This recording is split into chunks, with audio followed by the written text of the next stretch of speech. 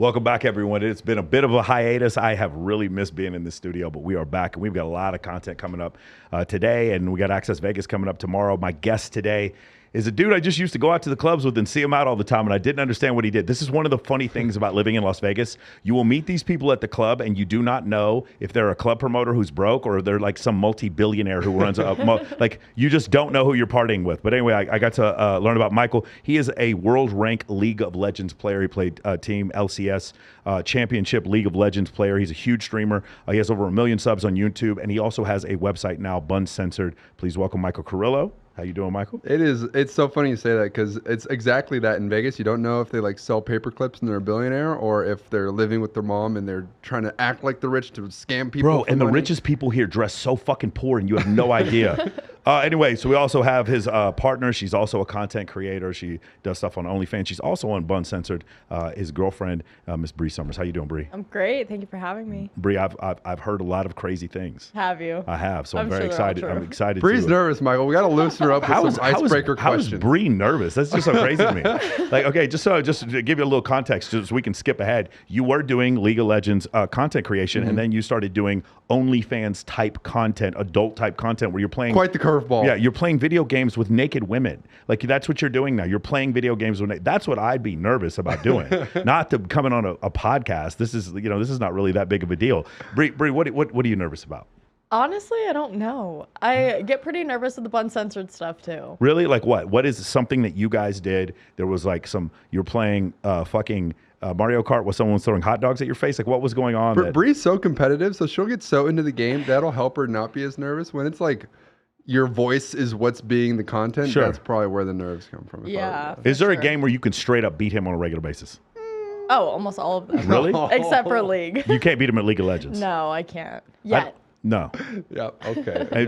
So I assume it's like a lot of Mario Kart. What are you guys doing on Censored most of the time? It's a mix of gaming and also IRL stuff. We're trying to not be like, hey, here's 3 dicks in one hole. We're trying to do more of like, let's carry an egg across the room with our tits. You know what I mean? Not so way more artistic. Way more artistic. I get it now. Right. I didn't understand previously. All right, man. So for my audience, you know, I've talked to you about this before. I'm a GTA guy from the beginning. GTA 1 all the way like 20 years ago.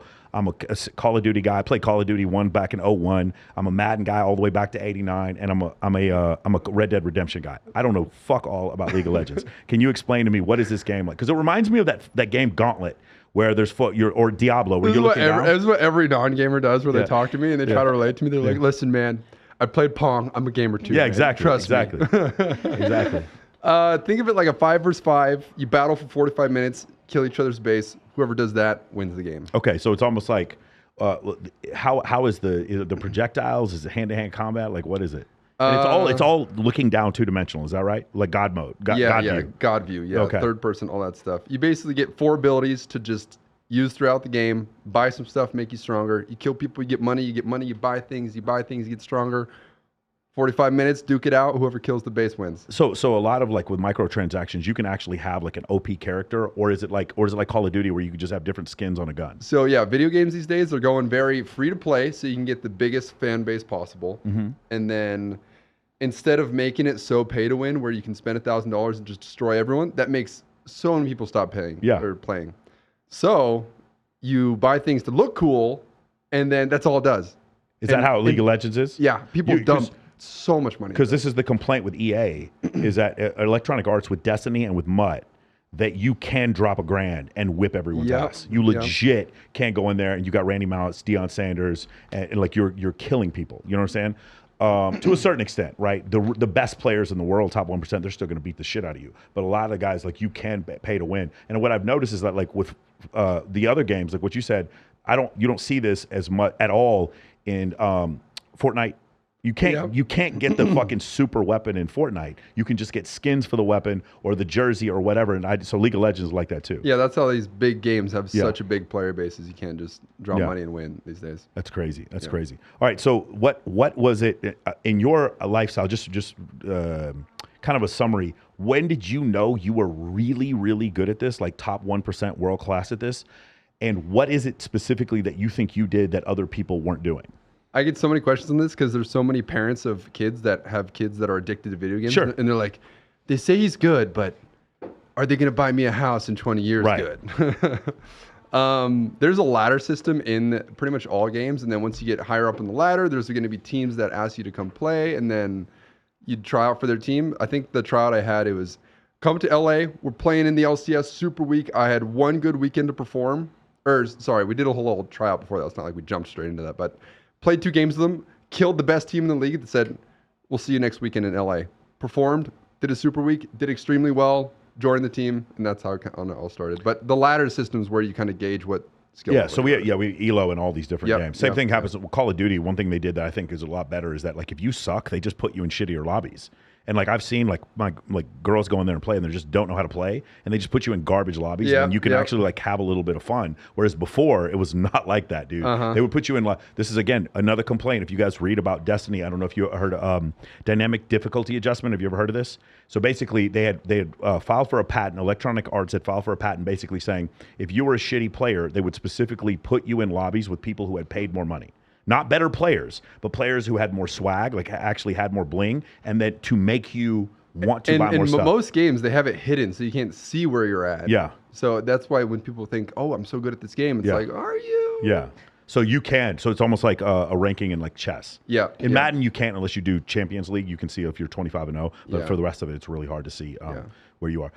So that's interesting. Can you describe again? I want to get into the intricacies. Like, what is support? Like, how does this game work, man? No one's gonna care about this. I'm thinking of like they are. I'm telling you they will. I'm thinking of like 5-on-5 basketball. Like, what is the thing? Okay, here? that's a good way to put it. Yeah. So there's obviously the point guard. There's the center. It's pretty similar. Where imagine someone who passes the ball and only passes the ball. Yeah. That's support. Okay. In League of Legends.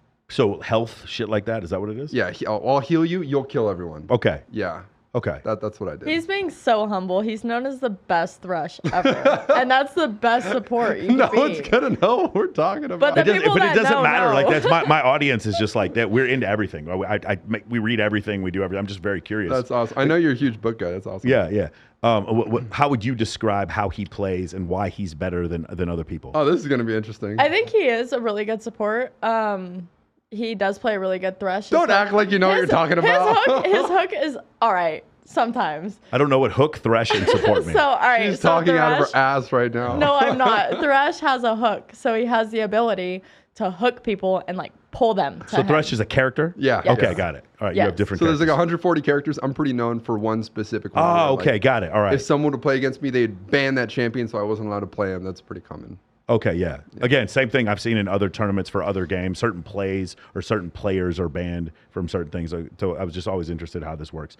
Would you say, where would this rank? Like, because I know, like, FIFA Ultimate Team, that thing is way up there on Twitch, right? Way higher than Madden, way higher than 2K. Where does League of Legends land? Is it at the top? There's some stat where I think the World Championship for League of Legends has more viewers than the Super Bowl. Okay. So yeah, wherever that line is. Yeah, that's so you would say it's probably near the top of everything. Because I'd heard of it, I just never played anything like that. Interesting, man. Okay, so now you're at that point in your life. You're doing really well with that. I'm curious in the beginning when you're doing this. I'm sure a lot of people have this question. Where's the majority of your income coming at that point when you're playing in these professional tournaments? Is it from sponsorships? Is it from winning games? Is it from what is it? Is it from streaming? What are you doing at that point? So go back like 10 years, and competitive esports wasn't really a thing because if you didn't win a tournament, you guys wouldn't get paid. And obviously, if you have a crappy 6 months, everyone's bankrupt, right? So competitive esports wasn't a thing. Riot, the owner of League of Legends, said, all right, you know what? Let's create a league much like the nerd NFL where we can pay these players a salary. So if they do suck, they don't have to go work at McDonald's. You know what I mean? Yeah. So they created that. And then, does that answer your question? Have you seen 2K is now doing a thing where every NBA team gets 5 or 6 or 7 guys. They live in a house together. So the Mavericks have a team, the Dallas Mavericks do, and they have to play. There are 5 guys on the squad at the same time, and they practice together and they play competitively. Have you seen this? Interesting. No, that sounds awesome. So it sounds kind of like what you're doing there, except you have 140 characters that you can go with. There's so many owners of the NBA or mainly the NBA, but they're investing into these esports teams. They're just dumping millions and millions into it, hoping it blows up one day. The reason why this is so fascinating to me is I'm a 45-year-old man, but yet I find myself watching people play video games. And I thought it was so stupid at first when I was like, man, I would never watch. And then you watch like world-class, like say swag at what's it called? Call of Duty. Like those guys like that. And I watch them and I'm like, God dang, these guys are freaking incredible. Like watching people at the best of what they do. I can't play basketball like Michael Jordan, but watching guys like no scope headshot somebody far away, or like the best player. Who's that dude? Ninja, the best player at Fortnite. That'd be so cool to have Michael Jordan have a GoPro on while he's practicing, just watching. That'd be awesome. Yeah, if you put it like that, it makes sense. Yeah, but that, like, for me, it was one of these things. Here's the other reason why I liked watching other people play video games is because I would steal their shit, and I'm sure you do the same thing, right? I'm sure you do the same thing. Like, you can scout people, and it becomes very much like, I'm not going to be the GM of an NFL team, but I can play MUT, and I can watch other players who are really good. And that strategy, to me, I used to play chess, and I used to do fantasy football, and that's all been taken over by Madden Ultimate Team. Competitive teams don't stream their practice because they don't want people. They don't want people seeing playing their strategies, all that stuff.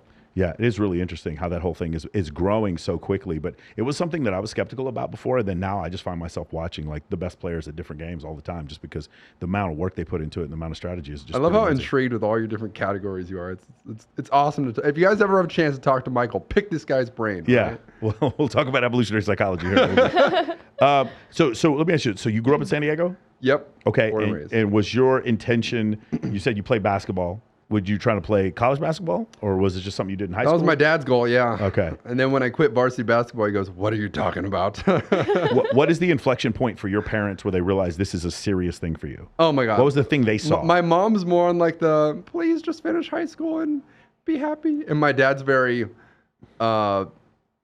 only saw it when the money was coming in. It was a 180. It's just the money. It was get downstairs, eat your dinner, turn off these stupid video games. You're playing for 10 hours a day.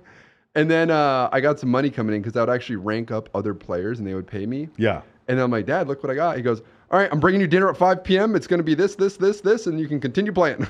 Yeah, it's really incredible. So you talked about this before. I saw this World of Warcraft. People would do this too. You could give someone your account and they would level you up. Yeah. You can do that also. You can do that with a couple other games. I've seen that before. So that you were doing that. How much would you say you're making from that?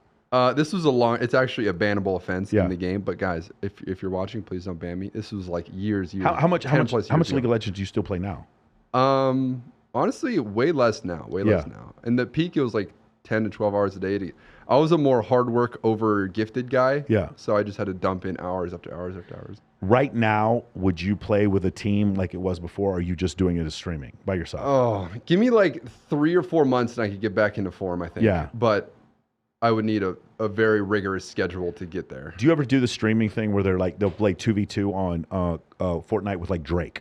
And they'll like literally get huge. Like you can hear it's Drake. Like Drake is on. Have you seen this before? Yeah. He was playing with Ninja. I honestly, Ninja did a great job of branding himself and like bringing himself up and doing crazy things like that. The League of Legends guys, they're more. I would say they're worse at branding themselves, and they just really focus on the game, and that's kind of where their bread and butter's at.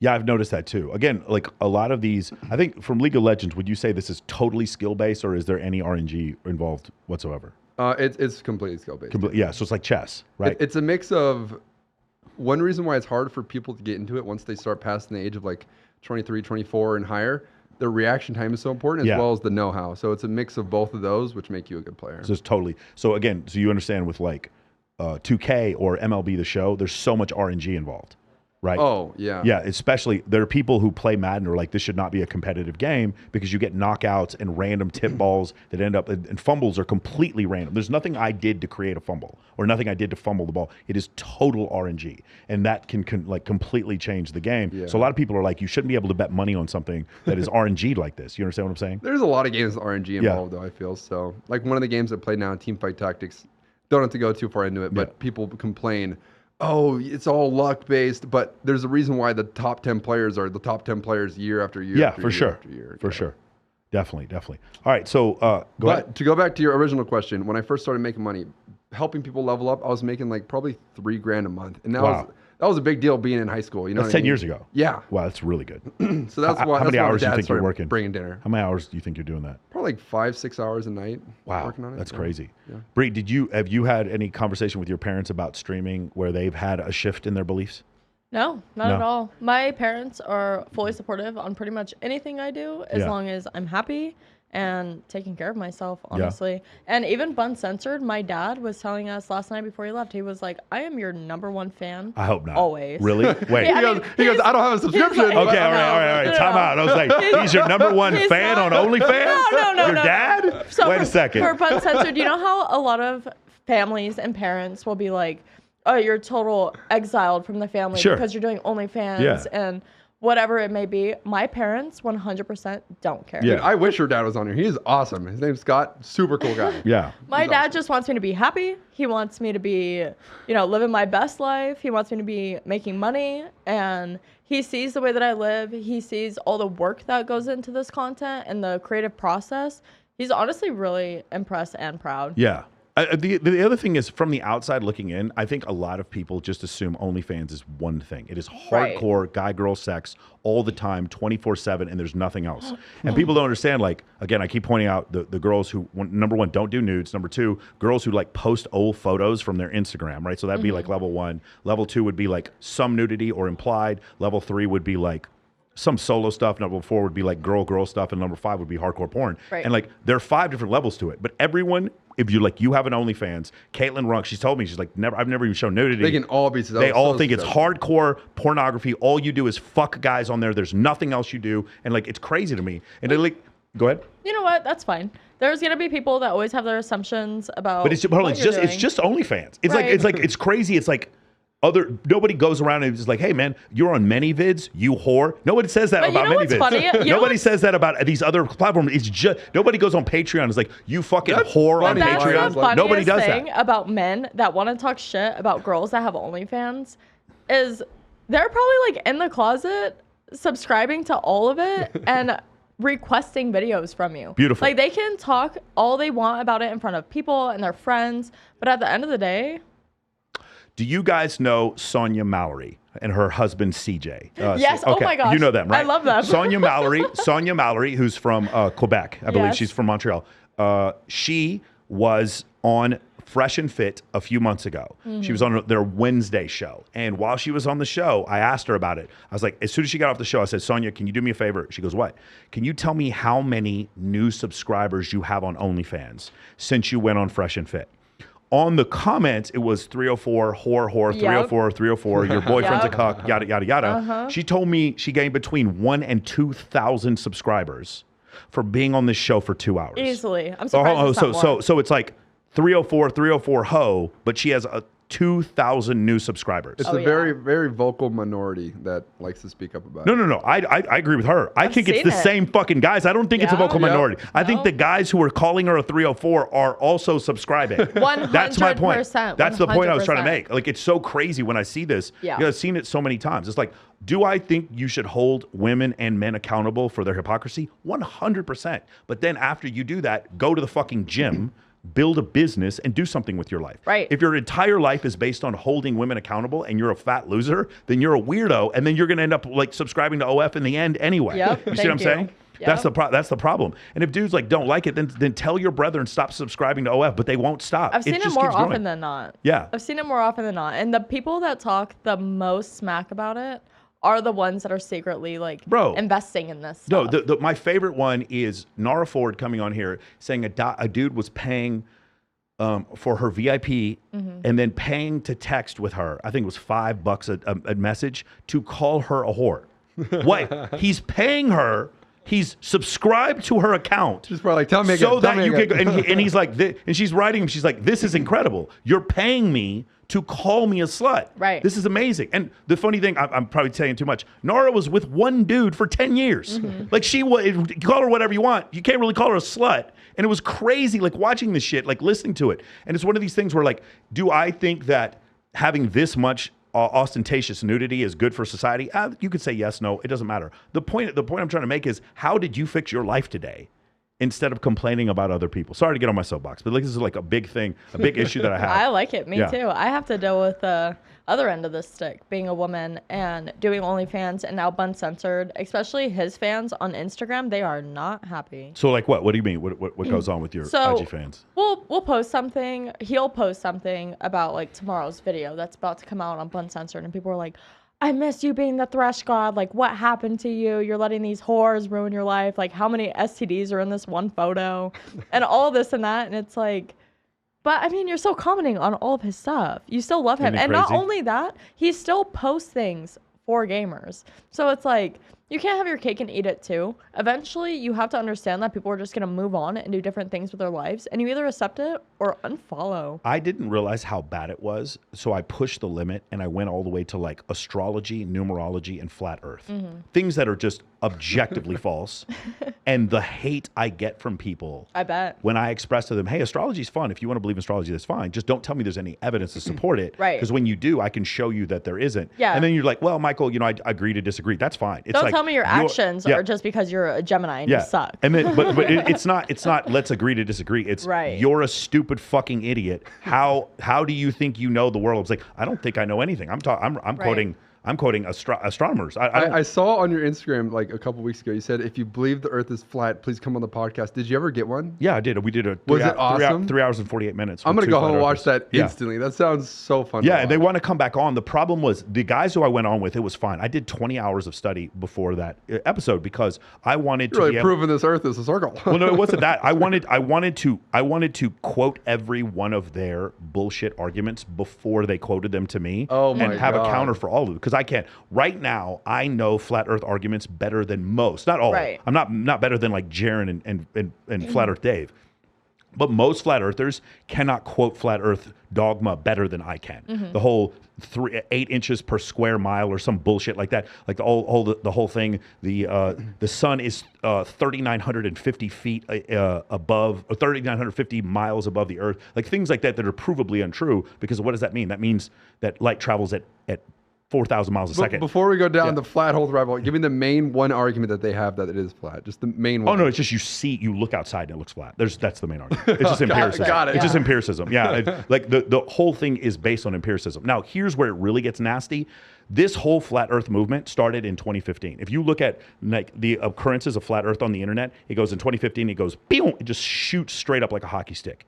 And the reason why, and I know this is the reason, and I can't prove it, but we can speculate, but this is what happened. Chinese and Russian agents started creating Facebook groups in the United States in order to find, because they know we're technologically illiterate society, and they did so in order to sow chaos in the U.S. Then not only did they do that, they have these things where they would have like a pro-Islam rally, and it would be a Facebook group, and then they would have like a pro, like right-wing, traditional conservative Facebook group, and they would have them literally go to events right next door to each other. The whole thing would be planned by foreign service agents from other countries. This is so random. Flat Earth is 100% created by Russian agents who tried to who have tried to exploit the fact that we have one of the most scientifically uneducated populace on the planet. That's the reason why. I know that is the reason why. I hate that for us. Yeah, but it's a problem. The war against the United States, you're not going to beat an M1 Abrams tank. You're not going to defeat our 11 aircraft carrier groups, and you're not going to defeat the thousands of stealth aircraft, or the hundreds of stealth aircraft the United States. U.S. has now sold 200 F-35s to the European Union. There's no force on earth that can stand up to the United States militarily. I actually love that you're talking about this. My dad was in the military, infantry for the Army, and my uncle Edward Byers built telescopes for NASA. Yeah. So I got to sit behind the scenes and learn a lot from him before he passed away. Yeah. He passed away of old age, and he said the reason why he lived so long is because he would look through these amazing million dollar microscopes that he built, or telescopes, and he'd be like, okay, I know that this is going to happen in 8 years. I have to stay alive to see it. Yeah. And so he lived to 98 years old. That's amazing. That's incredible. Yeah, so we know when comets will go back through in orbit. And that's one of the things about astronomy is that there's so many predictable models. I'm really getting off topic. Jim Simons, who is one of the finest hedge fund managers who has ever walked on this planet, his executives that he hires are not finance majors. They are physicists. Because finance people believe in things like technical and technical and fundamental analysis, which are hokum. Those are not true. The random market hypothesis proves that you cannot predict market movements. Physicists build models to predict the future. I know, because of physicists, when eclipses are going to happen. I know when we're going to get to the point where Mars and Earth are in phase, so that you can make the 6-month travel there and then back at a certain amount of time, which happens like every, don't quote me on this, 4 years. 2 years and 8 months. No, but the point at which they get back to the same point is like 2 years and 8 months or something like that. I could be wrong. Anyway, the point is, how do you model those things out? How do we know that the Earth, the sun goes through rotation every 11 years? Because we can model these things out. Physicists are good at modeling the reality. They study it. I like that. Which is why some of the best, again, Charlie Munger, who was one of the greatest traders of all time, from Berkshire Hathaway. He's Warren Buffett's partner. He has a degree in physics. A lot of people don't realize this. Fisher Black has an advanced, who won the Nobel Prize for the Black-Scholes model, I believe, has a degree in physics also. And then Jim Simons hires physicists, but his degree is in like some advanced mathematics. How do you keep all this information in your brain, Michael? Bro, I read. All I do is read, bro. I can barely remember what I ate for dinner last night. I just read, bro. That's all I do. I read. I try to get through 40, 50 books a year. So yeah, that's one of the things that's just so incredible when you see that. I forgot where we got started on this whole thing. Anyway, the point was, no, the point is when we were talking about the hate, I was like, would I still get the hate if I had something that was objectively true, like provably true? The Earth is round. It's very easily provable. The Earth is round. Also, that we landed on the moon. It's very easy to prove we landed on the moon. It's not difficult at all. There's a retroreflector up there. You shine a light on it. It comes back in 2.2 seconds. How did that get there? It wasn't fucking magic. Neil Armstrong put it up there. When you come to these realizations that these things are easily provable, now I want to test with something that's easily provable. Am I still getting this hate? And I get even more hate. I get even more hate. Here's one of the funny things. There's a study they did with this. These people, these doomers who believe the Earth is going to end on January or July 21st, 2021 or 2020. You guys know what I'm talking about, right? My grandpa was one of those. There you go. The Y2K. A doomsday prepper. Doomsday prepper, the Y2K people or whatever. Whenever they have a set date that the world is going to end and it doesn't end, they don't turn around and apologize. They never turn around and say, we were wrong. Do you know what they do? They push out the date. They're even more sure of their convictions, even when they are objectively proved wrong. Neil deGrasse Tyson has one of my favorite sayings. He says, you did not use logic or reason to get into this opinion. I cannot use logic or reason to get you out of it. Right. And this is where you end up arguing with these people that just lost. That's why my program, Men of Action, it's not for everyone. It's just for people who want to look at objective reality. That's why I love Ben Shapiro. Yeah, Ben Shapiro. He hits people with facts. He does. I do like Ben Shapiro. He does, though, sometimes creep into like faith-based arguments for things, and those aren't facts. Well, although I don't disagree, I agree with most of his opinions. The guys who deal with facts are Michio Kaku. The guys who deal with facts are Richard Dawkins. The guys who deal with facts, like strictly deal with facts, are Neil deGrasse Tyson. The guys who deal with facts but also their emotion are guys like Jordan Peterson or Ben Shapiro. They're like, it's facts, but then it's like, here's my also Judeo-Christian ethics that I'm going to shove in with my facts that aren't exactly facts. Right. I'm a Christian, so I choose to have beliefs about religion, but my beliefs are based on faith. They're not based on evidence. Does that make sense? Yes, of course. Yeah, so that's the difference where we get into that whole thing. I don't believe in God based on evidence. I believe in God based on my faith. Right. That makes sense. Of course. But I can keep the things separate. And if you guys are ever confused about that, read Einstein's belief in God. It's really interesting how he explains it. That's the way I believe. That sounds interesting. Yeah, he calls it the God of physics. Okay. God put the four laws of motion into motion, which created the world that we're in. But like he doesn't. It's not a deterministic type of existence. Anyway, sorry, way off subject here. All right, so you're doing this. The other thing I was going to say is this is what I've noticed from a lot of girls who do OF. As soon as they buy their first house, dad and mom are okay. Yeah. Because their daughter's safe. Like I've seen this over and over. I had Carlotta Champagne on here. She was like, mom and dad were very judgmental. Then they saw the two Corvettes or the two Porsches I bought and then the house. And they were like, okay, everything's fine. I think parents can't fathom like money coming in through online. And then once they see it, it's like a baseball hit them in the head. Yeah, for sure. Kind of thing. Yeah, for sure. It's kind of been like that with my mom too. Well, first I was a trader, and now I have the performance coaching program. But I think it's one of those. It's a similar situation. So the other thing I was going to ask you about, when you're a kid, you get picked for basketball team. Times you get picked last. You were on a team that cut you, and then you were on another team, and you were better on the second team. Is that how it works? Some team called Gravity. Is that? What is that? For League of Legends. Yeah, League of Legends. So the first team that I played on. It was just like a really quick jump. Or I mean, I played on some teams here and there that weren't. I mean, we had a gaming house for one of them, but it wasn't top of the line. The one where I went to the top of the line, we performed really well. Like we came in 4 out of 10, which is like for a new rookie joining the team, that's a pretty big deal. And then the best player on the number 1 team got booted, so that guy took my spot. And then I got that phone call and I started crying because I got kicked off my team. I remember seeing this. Yeah, things were going great. What happened? And then I helped build up a team. Were you kicked off because you were the youngest, or because he was support and you were support? So I was a rookie. I had about like 5,000 followers on Twitter, 3,000 on Instagram. And the way these teams make money is they buy this keyboard, buy this headset. And so the player, we were pretty similar in skill level. I think maybe he was slightly better than me, but not enough to maybe kick someone because you have the synergy with the team and whatnot. Right. But a manager told me, he goes, listen, I'll tell you right now why I got kicked off this team is because he has 300,000 followers on Twitter and you don't. Yeah. And so when I heard that, I was like, oh, wow, that kind of sucks. And really random, I wanted to be the best player with no social media. I thought I was gonna be like, oh my, everyone's gonna know me, and I'm not gonna have any social media. I thought I was so cool, and then 3 months later, I'm like, that was probably the dumbest idea anyone has ever had in their entire life, and this obviously helped prove that. Did you go to another team after that? So the owner of that team felt so bad for kicking me because it's not warranted to kick someone after they perform pretty well throughout the regular season and playoffs and whatnot. So he said, hey, I'm going to work with you. I'm going to build a team with you. We're going to get back in this league because there was 8 spots at the time and they were expanding to 10 that summer. Yeah. And so we built up a team, put a few friends together, and he helped salary all those players. Wait, 10. So that means, so before it was 5 and 3 backups and now it's 5 and 5 backups? No. I'm talking about the nerd NFL, right? Okay. Like the Chargers, the Chiefs. There was 8 teams. So, 8 teams. Got it. Yep. And then they were expanding to 10. So we built a team to hit those 2 spots to rejoin that league, and then that's how I got back in. Were you better in the new team?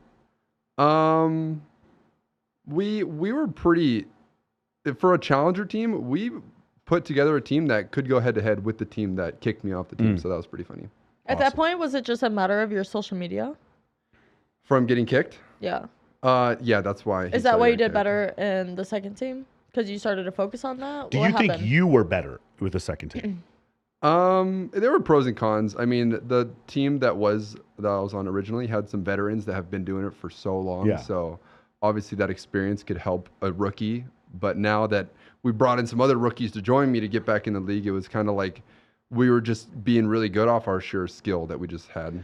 I remember one of my favorite quotes, because one of my favorite basketball players is Charles Barkley, and he talked about the first time he went to an All-Star game, and he was like, dude, if I got to play with these guys every day, we'd win all the time. It's like, it was so obvious to me that like when I was playing with Dr. J and it was Michael Jordan, and I was playing against Magic, and Isaiah Thomas was over here, and there's Patrick Ewing. He's like, it was very obvious to me that these guys were better than anyone that I played with, and if I could play with players like this all the time, it would be good. For you, do you ever have a situation where like, Jesus, this guy's fucking incredible. This is so much easier to be a midfielder for Ronaldo or Messi than it is to be, you know what I'm saying, for somebody else. Do you notice when you're playing with somebody who's just, is it significantly easier? Do you ever get frustrated because somebody can't hold up their end? Is it ever like that? Yeah. So being in a professional gaming position, it's so cutthroat. If you perform bad for 2 weeks, you're like off the team. And I remember one season we brought this player in from Korea. His name was Move. He was so good. We just started winning everything after we brought in this guy, and he could hardly speak English, but he was just he would go, I go here. That was his conversation with us playing. But he was so good that the language barrier we had was out trumped by his just skill, and he'd just be doing things with, whoa, why are you in their enemy base, dude? It's not safe over there. Just killing 2 people. What's going on? Yeah. So you notice when you play with somebody that good. Oh yeah. It's really, could you be able to be an effective team and have no communication? Or is it something you need to see all the time? It's so important to the communication. Yeah. I think part of my skill wasn't so much I could out-click you. It's I could out-communicate with you and help my team to move certain places just by using my voice to work together to accomplish a goal. There's a saying in the game where 5 people doing one thing, even though it's wrong, is better than 5 people doing individual right things. Right. You know what I'm trying to say? Yeah. In basketball, it's usually the center who, because he can see all the other players, he's going to call out screens, and he's the one who's going to talk on defense to tell everybody switch or tell everybody go under the screen, over the screen, because he can see everything. I got help. I remember screaming that so much. Do you have this? Is it the same thing where is one player have a more have a perspective to help the other players better? So my role, the support, is quote unquote the shittiest player on the team because it's the easiest one to play mechanically. Yeah. So they would often help with like when someone uses an ability on the enemy team, they would take the mental note to time it to know and to tell your team that this person doesn't have this, or you look at the map. a lot of the time, and you set up vision throughout the map, and you tell your team where everyone's at. That was my role, to communicate extremely well with all my teammates. You said each player has like 4 abilities, and they have like a refresh rate on some of them. Okay, now I understand. All right, I should have played before. That would have been awesome. I could have made fun of you the whole time. I should have played, man. I honestly don't have any idea. Bree got pretty good at it too. She could play with us. I did. I played Misfortune only. Well, tried to. I got to know her abilities. And then I would honestly just rely on Bunny to keep me alive. Is that what happened? So for each character, I guess, they're either good at bot, mid, or top. And that's like, you have 3 different lanes that go. So like mid is obviously like you run through the middle, and then bot. So I played like bottom lane, but that's where Misfortune like thrives. But I still needed like a lot of support because I didn't know how to play her that well. Bunny made me look better than I was because he is a good Thresh. Yeah. So if I had good support, I'm like, okay, he's keeping me alive. Thresh is not like, the position, it's the character. It's the character. Okay, Misfortune is a character. Yes. Okay, got it. Yes. Michael, I feel like we're going to bore your viewers with all this. You have no idea how nerdy shout out to my nerdy ass viewers. No, it's fascinating because this is a multi-billion-dollar industry, and it's something that's interesting to me. The other thing that I thought was interesting is on Twitch, there were you notice initially in the early days of Twitch, girls would come on there, and you ever see the one girl, she's playing, what's the game, and her controller's not even turned on. Do you know what I'm talking about? Goddamn, who is it? Pokemon Go, or not Pokemon Go. I can't remember if it was GTA or something like that. One of the things about GTA I love is you don't have to be good at it. It's like, I used to love GTA. It's still entertaining if you're not good at GTA. That's one of the things I see a lot of girls getting into that, because even if you're not good at it, you just run over prostitutes. I got my first spanking over GTA. That's for spanking? What do you mean? Yeah, I got spanked the first time over GTA. Because your parents didn't let you play it, or what? Yeah, and then my dad and... Oh, literal spanking. No, literally spanking. You thought she was in the strip club getting spanked.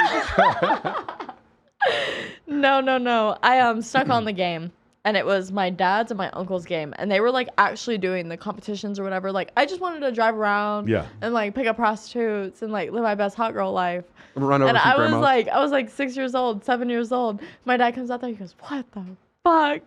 That was my first spanking. I'll never forget it, but I was like, that game was lit. It's so fun. And it's so like fun. The aiming is click on aiming. It's like, this is not a hard game. It's the best. It is super fun. It's like you steal, even if you get shot down after you steal a jet, you still stole a jet. Right. It's still fun. Right, and you still got to fly it. You guys would absolutely love GTA roleplay. You know it's a huge thing now, right? Oh, dude, well, I've seen the videos for it. Yeah. There's GTA roleplay. There's like servers where people go on and they really go in and pretend like they're these characters. Yeah. When you're streaming, like that's what you do when you're a little kid. You stop at red lights. You like follow the laws now. Or cops will come after you and put you in jail, and you have to sit in jail type stuff. Yeah. Anyway, the reason why I was bringing up the point is because there was a point. I don't know if it's like this on Twitch right now, but like you would have a girl who was a gamer and she showed cleavage and she was gone. They'd kick her off the platform. Like it was very big. It would seem to me that Twitch was very much nerdy, slightly autistic, like extremely nerdy. Anything outside of that category, any girl trying to show shit off was done. And when girls would go on there and just do like Q&As, they would kick them off. It seems like they're not quite that way anymore. Yeah, it's very hit or miss. I mean, they get a lot of flack for this because like some girl can be in a bikini on a beach and then some girl can have some cleavage playing a video game and they get banned. Yeah. It's like there's no really line in the sand. And I'm sure they have such a headache at their headquarters trying to like navigate through this, but they made it so like if it's artsy or you're at a pool, you can have a bikini on. Otherwise, you can't. Like, there's so many weird lines that aren't always the same that they're dealing with. That is what I don't understand about any social media now, even TikTok especially. If a bigger person gets on there and is preaching like body positivity and they're in a bikini and they're like, oh, I just love myself, but they're 300 pounds. If I get on there in a bikini, I get taken down for sexual content. Yeah. And it's like, why is that? It's kind of the same thing on Twitch, where it's like one thing's okay and the other thing's not, even though with you being in a bikini on the beach is a lot more risque than you just showing cleavage. I always felt like I always understood it more with Twitch because with Twitch, if you're a legitimate gamer and your traffic is being siphoned off by Octakuro with her fucking titties up here by her neck playing GTA, I get that. What on Instagram, I just feel like they hate women. Like straight up, like if you look like an underage person or if you look like an alternative LGBT person, never get banned, especially on TikTok. If you show any crazy? sort of, did an experiment, did an experiment. If you're like in a bikini and at any point the shot goes straight directly back behind your spine and you see full butt from the spine, even if you're bikini, banned. Yeah, you're something done. something about the algorithm. If it's a butt from the side, you're fine. Also, like any sort of like normal, feminine looking, curvy girl who's weird. not morbidly obese, you are done on TikTok Yeah. very quickly. And I wonder if it's just like Chinese proclivities that do that, or they just hate Anglo women or something. I don't know exactly what it is, but it's gotten to the point where it's so nonsensical that they don't even have like spokespeople anymore to come and take the shit for this. It's confusing because it's like, what's okay and what's not okay? And why am I being shadow banned for this when I can go on Playboy and they have unblurred nipples on there? Isn't it crazy? Because they're behind mesh. Because they're behind mesh. It's like bullshit. Like, do I buy followers at this point? Like, you know what I mean? Yeah. It's like, at what line is it okay and is it not okay? Have you guys tried Rumble at all? Have you looked at Rumble? I've never heard of that. I've heard about it. I think it's starting to do really well now, right? Bro, it is terrifying. Like, I love Rumble, but What is it like you can't get banned for anything. I think on day one, some dude was like having sex with his wife, and then the CEO or Trainwrecks, you know Trainwrecks? No. He's like the one who started it, I think. He just banned him. He's like, dude, come on, or something. Yeah, like literally, I'm on a show. I won't even say which one, and it is straight up the dude who was running Germany in 1939. It's nothing but jokes about him in the comments for hours, bro. It is crazy. Is it like another Parlor? I don't know about Parlor, but Just assume you can stream anything and everything. That's the site. It's you. Okay, it's not that you can show anything. Obviously, intercourse you're not going to be able to show, but you can talk about anything and make up any kind of conspiracy and say, so and so were fake actors and this school shooting was faked, and you just don't get banned for anything. Why is there not a site like that now? So, like, how my question is, why is there not a site? That is Rumble, but my question is, why is there not a site like that competing with Instagram, not YouTube? Because I feel like if you just went to 2014 terms of service on Instagram, you just say, hey, we're a thing called, Playagram, whatever, and we just went back to 2014 IG terms of service. If a girl does not show her rectum, her nipples, or her vagina, you don't get banned, period. If you just did that, because that's how it used to be, it'd be fine. I don't understand. I feel like they would take over for Instagram in 2 weeks. Michael. We'll make our accounts right now. Yeah, the problem is what happens is Apple TOS won't allow it. So if we made an account like that, what happens is Apple would eventually force the app off the TOS because Zuckerberg would give a call over to Steve Jobs and be like, hey, this has got to go. We can't have this kind of competition. And you'll see that with a lot of platforms. Like you'll notice OnlyFans does not have an app on the App Store. Right? Isn't that weird? Yeah. Skool also, I believe Skool does not have an app on the App Store. I don't know why that is, but like there's a few of them that they're only web-based. Yeah. And that's the reason why. Well, that's actually the reason why. It's OnlyFans violates the Apple Store, the App Store TOS. So that's the reason why there is no OnlyFans app. That's the reason why that doesn't exist. They're so strict too. I think they took off Fortnite from the App Store because Apple was taking so much of what Fortnite was generating revenue-wise, and that Fortnite was like, hey, we're bringing in everyone, we're making everything, why are we giving you 30%? And Apple just said, screw you, off the App Store. What is your opinion about microtransactions, especially when we're dealing with kids, and how this sort of relates in certain ways to gambling? What do you think about this? I've seen certain states that want to make this completely illegal because we're dealing with kids under the age of 13. And it's one of these things where, for those of you who don't know, you don't buy a thing, you buy a pack that gives you either a loot box or a pack, and there's a chance for you to get a thing, and it's very probabilistic. Oh exactly. Yeah, they have that in League of Legends too. Yeah. So what do you think about that for kids? Like you can't just buy a skin. You're buying a pack where you might get some currency to then buy a skin. Yeah, they make so much more money that way too.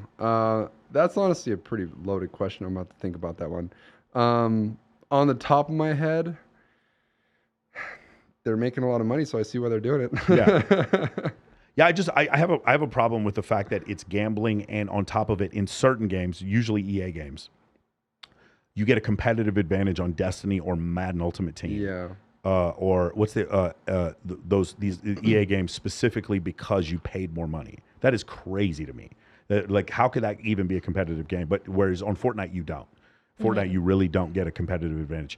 to some extent you do on Call of Duty because there are some guns that you can get because of a battle pass like quicker, but there's a very popular Hearthstone where you have to spend over $1,000 to compete. In Hearthstone, yeah, it's crazy like that. Yeah, I mean that's one of these things. But it is interesting to me because we're dealing with 12-year-old kids who get mommy's credit card. And like we're going into a really crazy position here. If I go buy a Transformer, the motherfucker's $59.99, and I come back and I got a Transformer. You know what I'm saying? If I go buy a video game, it's $69.99, and then the video game is either I got the disc or it downloads to my machine. Yeah. Period. If it gets erased, I just download the motherfucker again. Okay, that's how it is. I pay X amount per month for a PlayStation Network, and I get to play The Last of Us for free. Right. Whatever, Mortal Kombat for free. Right. Yeah. I know what I'm paying for. For this, it's just this function of gambling with the microtransactions. What's your opinion on it? I think it's scary when you're doing this with kids and kids who have parents' credit cards. I think it sets a really bad example, and we get into situations where people can get themselves into deep shit. Yeah. And from what I've seen, especially again, I'm going to go after Electronic Arts because I think they're a very corrupt company, even though they have my favorite game.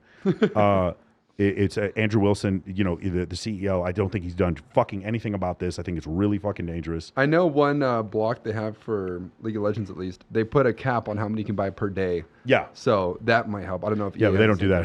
They don't do that shit with EA. Geez. You can spend all kinds of money. It's crazy. And it's funny because the gamers, they get it. It's a tax write-off. They'll spend 10 grand on fucking packs. It's crazy. And their team is like, they got 36 million and they got a 99 overall team, and I'm like have a 92, bro. I don't like how am I supposed to compete with this shit? You understand what I'm saying? So that part is kind of crazy. So here we go. So you're doing this whole thing. Is there a point where you have your first team, your second team? Is there a point where this dies off for you? You lose interest, or is there a point where the streaming makes you more money, and so the competitive stuff is not as worth as much? So the competitive stuff, you really got to dedicate your life to this. Yeah. Stuff. And the most recent team I was on, when I got replaced off that, we were a really top team. I got kicked off that team, and then he said, "Listen, Bunny, there's 5 other teams that want you on their team right now." So like similar situation. Top guy gets kicked off, joins this team. I was then, fast forward a few years, I was in that spot. Top team get kicked off this team. Bottom 5 teams, they want me on their team. But just upping your life from your closest friends that you work with 12 hours a day, live with, eat with, being plucked out of that environment and placed in a new one every few months or every year is so taxing on you. It's ridiculous. Yeah. So at a certain point, I was like, dude, I can't go through this again. This is a lot. Yeah, the top MCS player, Madden Championship Series, is we're gonna pull in maybe 600 grand. That's Henry, the number one guy. He doesn't have a YouTube channel, from what I understand. The top creators are gonna do more than that. Yeah, because they have coin sponsors, they have controller sponsors, and so it seems to me like being an entertainer on YouTube or streaming on Twitch, you make more money than you would being a competitive player, and it's way less stressful. So yeah, the path I went down was, there was a player on my team, the one that I would work with all the time. He would stream every now on Twitch and get 20,000 viewers. Yeah. And so I said, okay, I'm a streamer. I have a few hundred viewers, but I know if I put everything into this, I can make it a reality, so I don't have to go from team to team to team to team and then one day just not be good enough to compete, then I'm screwed. But the other thing is, I'm sure there was a point, and maybe a point now, where other streamers who are just entertainers, you would beat the shit out of them if you guys were actually playing. Like the streamers at Madden know that Henry would beat the crap. Oh, yeah. They have no doubt whatsoever, but they are more entertaining. Like, dude, Eric Rayweather or fucking MMG or whatever, they'll do one where I'm playing against Drake. Or I'm playing a game where I can only throw to one receiver. Or I'm playing a game with some like fluky player. Or my offensive line is all bronze. After I lost a lot of my skill, that's what I started doing. So like what kind of stuff? Like what, like challenges that your like audience me versus 5 bad players, or like I'll play with my friends, but our monitors are upside down. Like I was starting to do those things. And there's so much fun too, way less stressful, and you make more money. I was like, I have to go down this route. Yeah, that makes a lot of sense. Yeah, that's awesome, man. That's terrific. All right, so you do that. So you come to a point where you're making more money from streaming than you are from competitive play. What's the most you made from competitive play? Do you remember? Probably like it was maybe 8 to 10 grand a month off the salary I had. Yeah. But that was kind of, the salaries they were starting really low. Like you were happy to be able to buy food and make a living off this way back in the day. And then it ramped up. NBA team jumps in, invests $30 million. Another one does double that. And the salaries ended up getting so high to where a player I know was making over $4 million over his contract just because he was so good. So the salaries obviously went up that high. What do you think the highest paid LCS guy is making? LCS for North America, give me a second to think about it, but I know for worldwide, the best player in the world, his name is Faker. He gets offered over $30 million a year. Faker. He turns it down because he wants to stay in Korea to be on the best team to have a chance at competing. He's Korean. Yeah. Oh wow. Okay. Yeah. Shocking. That's but amazing. for LCS, I would say the top salaries are anywhere from $2 to $3 million a year. But League of Legends is an Asian game. Yeah. It's a Korean game. The viewership in China is insane. Really? Yeah. It's like tenfold what it is. Wow. Where do they watch it on? Do they watch it on Twitch? He said, so for instance, Bunny told me before that people that play basketball, people that play football, when you're in China, it's League of Legends. Wow. Like instead of wanting your kid to go pro in football, baseball, whatever it may be, it's League of Legends.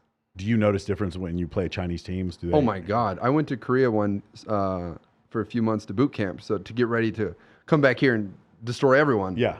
We got fucking hammered in Korea playing all their teams. We were playing their B teams to their teams, still getting destroyed because they were so good. If you were going to say like the top team in the world, whatever country they're from, what do you think makes them different than other people? Is it coordination? It's what Bree just talked on. When you're 13 years old, my dad's yelling at me because I'm playing. Their parents are yelling at them to play and get better. Wow. Okay. Yeah. It's just a complete cultural difference. That is how, from the very beginning with the day you're born, how it's looked at, essentially.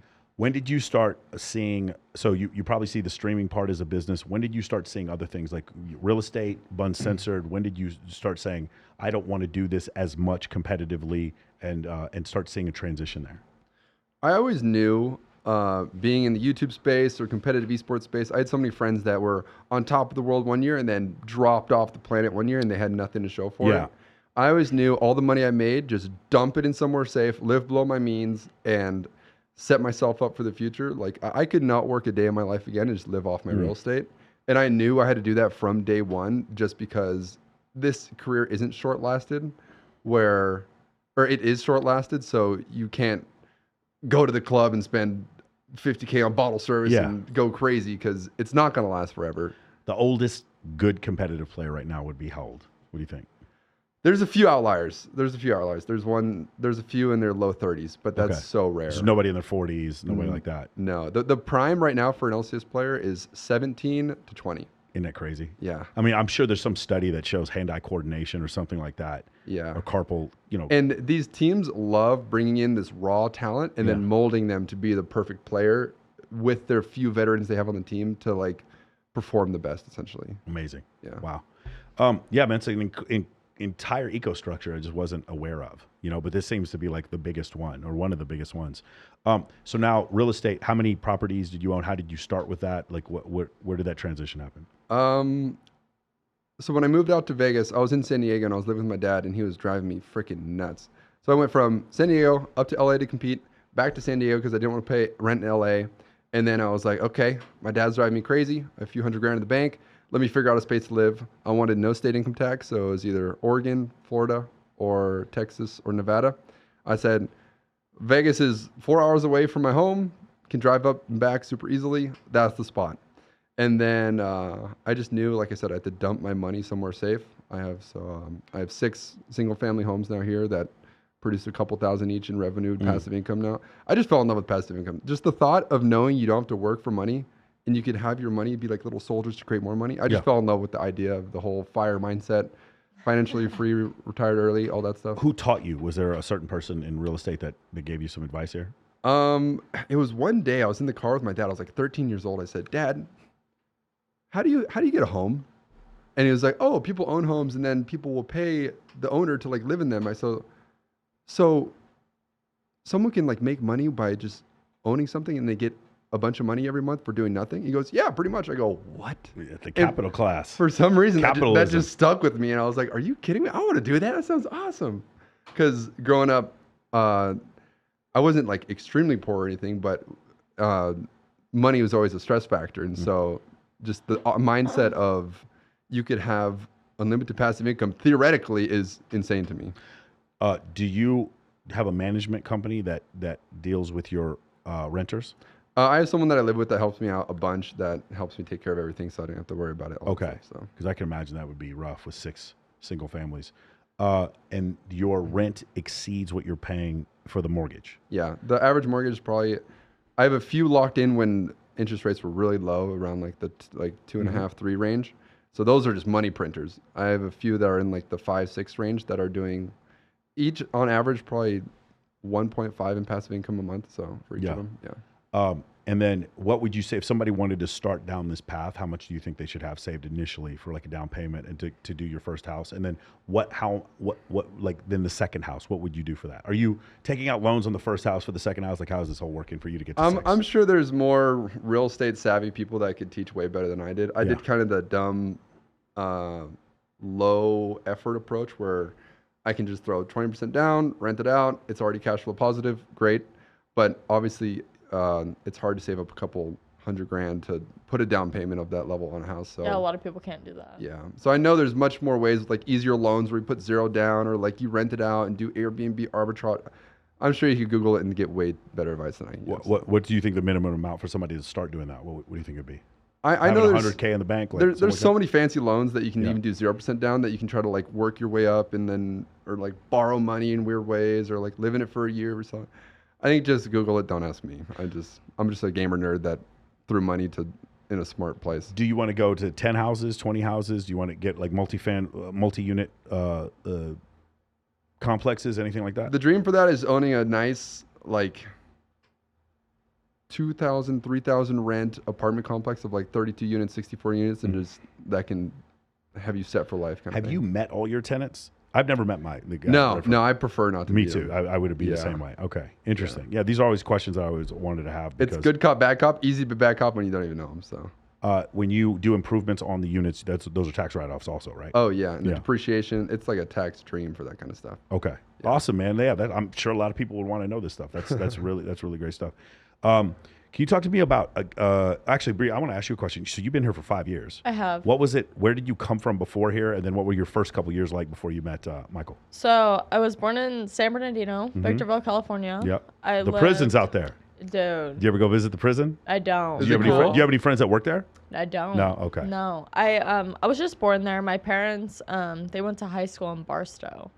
Of all places. Even more exciting. You ever go to ever go to Fort Irwin? My dad just worked at a Fort Irwin. That was his last duty station. So for those of you who don't know, Fort Irwin is the National Training Center. So it's not just the United States. Mechanized infantry and heavy infantry in the United States or other countries, our allies, so Israeli, EU, all those people, they come train with tanks and Bradley fighting vehicles at Fort Irwin. Interesting. They have berms. It's tank warfare in the United States or amongst the allies is taught at Fort Irwin at the National Training Center. My dad was 11 Bravo. We have a lot of family that works out of like Goldstone. So he's infantry? He was infantry. Yeah, 11 Bravo. So again, guys, this is his MOS. Is that for in the Air Force? It's AFSC. I was 11-2. So yes, his MOS was 11 Bravo, which is infantry for the military. He was in the Army. He joined later in life. Pretty much, he wanted to join when I was a baby. I was born in '97, but he was 19. My mom was 16, and she was like, "Oh, every time you sneeze, I get pregnant. Like, you can't leave me with all these babies." My little sister was born in '99, so they were just young parents. They had absolutely no money, and he was enlisted. My dad was just out. No, he wanted to join then. He ended up joining at, I want to say 29. Okay. Because I was. Was he an officer? Do you remember his rank? He never switched from green to gold, so he never went to officer. Okay, he so stayed enlisted. He enlisted at 29. He stayed enlisted, yes. Wow, okay. And that's late for someone joining infantry. A 29-year-old infantryman. Right. Wow. So you normally get people that join fresh out of high school. You're 18, 19, 20 years old. Your body's built for it. You're a lean, mean fighting machine. Yeah. My dad was like, I need to take care of my family, but I also want to go overseas and I want to make some crazy shit happen. And so he did 2 tours to Afghanistan. His first duty station, Fort Campbell, Kentucky. That was great. We went to Vilseck, Germany. I lived there Fort Campbell is the jump school? So that's 101st Airborne Division. Yeah. So pretty much, yes. Okay. So that's where they teach you to be like paratroopers. Yeah. Or not paratroopers. They teach you to be airborne. Yeah. That was great. That's where he did both of his tours. He went to Afghanistan a year at a time. And then after that, we went to Vilseck, Germany, which is a non-deployable training exercise duty station. Yeah. So pretty much you go to Poland, you go to Lithuania, and you go on all these training exercises. You work with special intelligence, logistics analysts, pretty much people that tell you, hey, when you go overseas, this is what you're going to do. Here's how you're going to do it. Do it. We did that for 3 years. So I moved to Germany when I was 17. And so, okay, I left Vegas when I was 12. I came back at 21. Okay. 22. His last and then duty the station, degeneracy started. Okay. His last duty station for Irwin, which you were just explaining. He had a great time. He misses it a lot, stuff like that. He also got to learn a lot, which I got to learn a lot about everything. But so I've been out here for 5 years. When I first got back, I had no idea what to do. I kind of got a little depressed because I was living with my great grandma. I was doing hospice for her. So my great grandma's still alive. And so I was like, fuck, what's an easy way I can make money in Vegas? So I went on Facebook and I went on their marketplace for jobs, and I saw be a showgirl, $80 an hour plus guaranteed. And Do you remember the agency? I was a showgirl. So the first one was Showgirl Mafia. Okay. It was really bad. I don't know them. No, it was really bad. I worked for this woman, Donna, for, I don't know, 2 weeks. And I was like, okay, I like how much money I could make. But this isn't it. Explain what a showgirl is. Everyone who talks to Brie about it is so intrigued on how this works and what the intricacies are and how things are. Explain what a showgirl is, because people probably don't know what it is. So a showgirl, we pretty much keep the showgirl spirit alive, because showgirls back in the day when the mafia ran Vegas, they used to be the mafia's like mistresses. Sure. They used to be the ones going to all the weddings and like passing out drinks, and they'd be the ones to come back and like have the after parties with you, yada yada yada. That ended. Now we just take photos of people, keep the spirit of Vegas alive. We welcome people. Did the showgirls back in the day wear those giant feathers too? Of course. Yes. Of course. Okay. And it was really classy. Like kicking and. Yes, they went to all the high-end events, everything, but that's not a thing nowadays. Yes. So we pretty much just keep the spirit alive. So we walk around the strip. Hi guys, showgirl photos. The problem is now it's so oversaturated. Sure. It's not a thing. It's not as special as it once was. She was saying how a few years ago she'd come home making over $1,000 a night. Now an average night would be like 200, and I would 300 split if that, it's a good night. I would split that with one other girl, and that's 4-hour work increments. So I was bringing home anywhere from over $1,000 to $1,500 a night, and then COVID happened. So COVID, all the girls did that were showgirls or thought about being showgirls, throughout the duration of quarantine, they were like, okay, how can we start a showgirl company? So when the strip opened back up, there was 10 times 50,000 peacocks the everywhere. amount of fucking showgirl companies. And so it was so oversaturated, people were walking on the strip. You can't go 10 feet without hearing, hi guys, showgirl photos. At one point, you're like, oh, okay, I've heard it enough. Like, I'm done with this. And then honestly, the showgirl stabbing happened out here where those showgirls. What is this? These showgirls died. You didn't hear about that? No, what happened? Showgirl stabbing? So a few months ago, these showgirls, I can't remember the company right now, I don't know why. They were walking down the strip and it was before noon. So it was a morning shift. Broad daylight. So they're walking down the strip and they're over by the Wynn, like right where that waterfall is, right outside the Wynn. And this guy walks up and he was like, hey, can I get a showgirl picture with you? And he was like acting real sketchy, and they were like, no, you're good. And he was like, come on, I need one. And he pulls out a knife. And he's like, I'm a chef out here. I just want you to take a picture of my knife. And the girl was like, seriously, leave us alone. And I'm sure, I've met showgirls. I'm sure they were making fun of him a little bit. Like, look at this fucking weirdo or whatever. He ended up stabbing them. Oh, my God. And so he stabbed one, and then he was chasing the other one. Stabbed her, caught her at, like, the bottom of the escalator. And then he stabbed an old man in the process. So 4 showgirls were injured. 2 of them died. Because he stabbed one in the heart immediately, and her showgirl partner threw herself over her and was like, I don't know what to do. Like, you go into fight or flight, and you could always say, I would do this if I was in that situation, but I've been in a lot of crazy situations. You really don't know what you're going to do. I would kick the shit out of him and run like a motherfucker. See, and I say the same thing, but when your adrenaline's pumping that hard and everything else, like, you can freeze. Yeah. That's 100% normal, and it's okay. I mean, unless you die. I mean, it's just a normal instinct. Yeah. It's because I was like, oh, I would have done this. I would have done that. I just would have taken them off and ran. It's like, what I have, though? And so it was a really sad moment, but it hit too close to home for me. I was like, listen, this is me. I stand out here all the time, all hours of the day, all hours of the night. She was like terrified to go to work. I was terrified. I was like, this hits too close to home. People already see you and like want to touch you all the time. And like, I've been tripped. I've been pushed. I've had my feathers ripped off. Really? Of me. Oh, yeah. Drunk people, they literally, They don't care. They're like desensitized to you. Of course. When you're in that uniform, you're not even a real person. It's honestly really sad. So I was like, fuck that. And then I met Bunny. And of course I was like, love him. I loved his whole gaming thing. And I dated him for like 3 months without getting involved in any of his businesses or his ideas. And then I was like, you know what? Your next opportunity, like the next thing you come out with, I'm full sending it. But uncensored. Bam.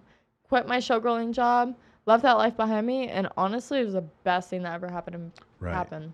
That's amazing. It was crazy. It was fun while it was. Yeah. It's a very dangerous job. Man, I didn't even know. I've seen those people out there on the strip. I haven't walked on the strip in they treat you like 5-6 years. They treat you like absolute dog shit. Oh man, that's crazy. People don't even consider you a person. Yeah. It's really sad. So when he offered me the uncensored opportunity, I was like, let's go. And it's funny now, he talks about it a lot. We were just at a wedding this past weekend in San Diego for his cousin, and everyone comes up to like, oh, it must be so nice to be a gamer, like you don't have to do anything. And he's like, yeah, it's so nice. I hardly ever work. And I see now firsthand all the work that goes into it, and it's mind-blowing. When I first met Bunny, I thought the same thing. I was like, damn, you literally just get to like go on the internet whenever you want and stream, and you have all this money and all these houses. But now that all the work that goes into it, it's crazy. You work 24/7. It's not, I don't work Monday through Friday. I work every single day. And I do things every single day. Have you heard of the saying? It's hard for me. I quit my 9 to 5 to work 24/7. It's literally that. It's called entrepreneurship. Yeah. It's crazy. It's crazy. I thought the same thing. I was like, he's just a gamer. Lucky. Yeah. Shit's crazy. Just give me attention. Isn't it crazy? It is. It's crazy.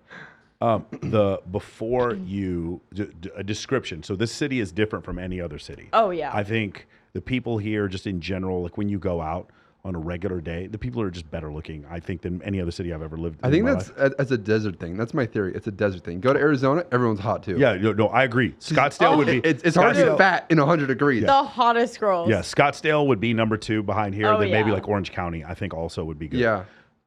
So because of that, there's a lot of distractions here. What was it like for you before you met Bunny? I always ask girls, the dating in Las Vegas, what has that experience been like for you? Absolutely crazy. Yeah. It sucks. I spent most of my time here being single. Mm-hmm. Before Bunny, I dated this Mormon guy, and I was like, I give it a shot. It was too boring because I think Vegas is like running through my veins now. Yeah. I'm just like, I need excitement. I need something to happen. And so there was nothing wrong with him. He was great. He was awesome, but it just wasn't my thing. And then I was single for a long time. Trying to date here is extremely hard. People don't have a sense of like reality. Yes. In some sort of way. It's really weird. And I don't know what to pinpoint that on. I mean, we're spoiled. Like I go on stage at nightclubs Super all the spoiled. time. Like you understand Yes. the experience that we had, like for my birthday 2 years ago, right? Yeah. Bulgarians there. I went 54 girls there. Yeah, that was crazy. That table, like, and I'm sitting next to like that in Aoki's like standing right there. That whole night would have been $25K maybe. Right. And then dinner would have been a couple grand. And then you we don't got pay and we didn't pay anything. Anything. I tipped. Sorry, Jason. I tipped a lot of money. And then the next year I did the same thing at Zook, and it was like I saw the bill. It was $3,800. I was like, no, we comped the whole thing. And then they gave us hotel rooms and they gave us the prime table at the entire club, and all these girls came here and the cake and everything and paid for nothing. And I was just like, that's why it's a reality distortion field. Because the other thing is like, if I want to go to the shows, I go for free. Half the time they give me hotel rooms for free. And then when you date girls here, they're so much more attractive than wherever you live. Like, I'm not saying there aren't attractive girls in Dallas. I'm just saying you can't get to them. That's my point. Right. Like, they've already been scooped up by the cardiologist or the club owner before here. Whereas here, it's like there's 8,000 girls that come here every year to try out for the pools. There is a 3.6% acceptance rate into Yale and a 1.9% acceptance rate to work at the Wynn. Yes, sir. It is harder to get a job working at the Wynn than it is to get into Yale. Yep. Look this up if you guys want to check out for yourself. I just read all on that. It's crazy. It's crazy. It's true, and it's crazy because like dating here, people have such a warped reality. It's not real, but it is. Because this is very much real. Have you met girls who are dating like super good looking bartender, like covered in tattoos, male stripper, VIP host, or DJ, and just delusional about the fact that they're going to be in a relationship. 100%. Can you talk about that? Because this seems to be a Vegas thing where it's like we're all looking at it like, hey, dude, have fun. Like I tell my homegirls, fuck the male stripper. Do it. Have a great time. Enjoy that. He belongs to the fucking streets, though. That is not your dude. Yeah. What are you doing? Now, some exceptions. I know 4 or 5 male strippers legitimately are loyal to their to their girl. I do know some of them that are like that. That is the minority. The majority of them, like, and I don't mean to just pick on male strippers. It could be the VIP host or here or whatever. And I'm watching these girls and I'm like, what are you're dating an indie host who like gets coke for his fucking clients and you think he's fake? Like, what the fuck is this? You know what I think it is? It's the same distortion of reality. These girls genuinely do think that these men love them. Yeah. And a problem but they might love them. The problem is they're not faithful. That's the point I'm trying to make. It's time to get in the juice, Michael. Bree will give it to you. Go, Bree. Anything you want to know about Vegas? Go crazy. Listen, I don't know. It's like I said, people have such a warped version of reality out here. You think you can have your cake and eat it too. You think you can have all of it. I've seen it firsthand with my friends. A friend, for instance, she was like, I'm going to date Bad Bunny. Like, he's going to be mine. Now he's dating, like, Kendall Jenner or some shit. But, like, she really did have a chance with him. That's what's crazy is, like, they were talking and all of a sudden that. It's hard when these people love bomb you. Like, nothing is real here. Oh. And you still, as a woman, like, I've been love bombed by huge celebrities out here. They're like, I'm just going to take care of you. I want to do this. I want to do that. It's not real, but they think if they tell you this, they'll have you for as long as they want you. And it's true. Like, they will, because women are susceptible to this. They're like, I just want to be loved by this one person. You can pretty much be told anything here, and you're going to believe it if you want the person bad enough. And then the opposite is that eventually women get jaded enough that we're like, well, if they're going to fuck with me anyway. See, and that's kind of my thing. I kind of got a little jaded because I was like, I'm just going to stay single. And I got so confident and so built up in myself. When I met Bunny, I was like, you can do whatever you want. It's literally not going to hurt me. Try. Yeah. Try. And, like, that's not real either because I was blocking out a lot of my feelings. I think the problem here is no one really knows what's real and what's not because everything is so crazy. Even if I were to take my camera roll and put it in black and white, you'd be like, what the? Yeah. What the heck? What is this? It's not real life. It's fake, but it is real life. And it's hard to digest that for normal people because you still, as a normal person, have normal everyday feelings. But here, you really can't have that. I don't know if I'm explaining this well. No. Like you can't have real feelings here. An example that I saw was I have a few female friends of mine, and they're like, I will never do OnlyFans. Right. And then, but they have like they're in really good shape and they have fake boobs, and after a while it was like these guys are calling me a whore anyway.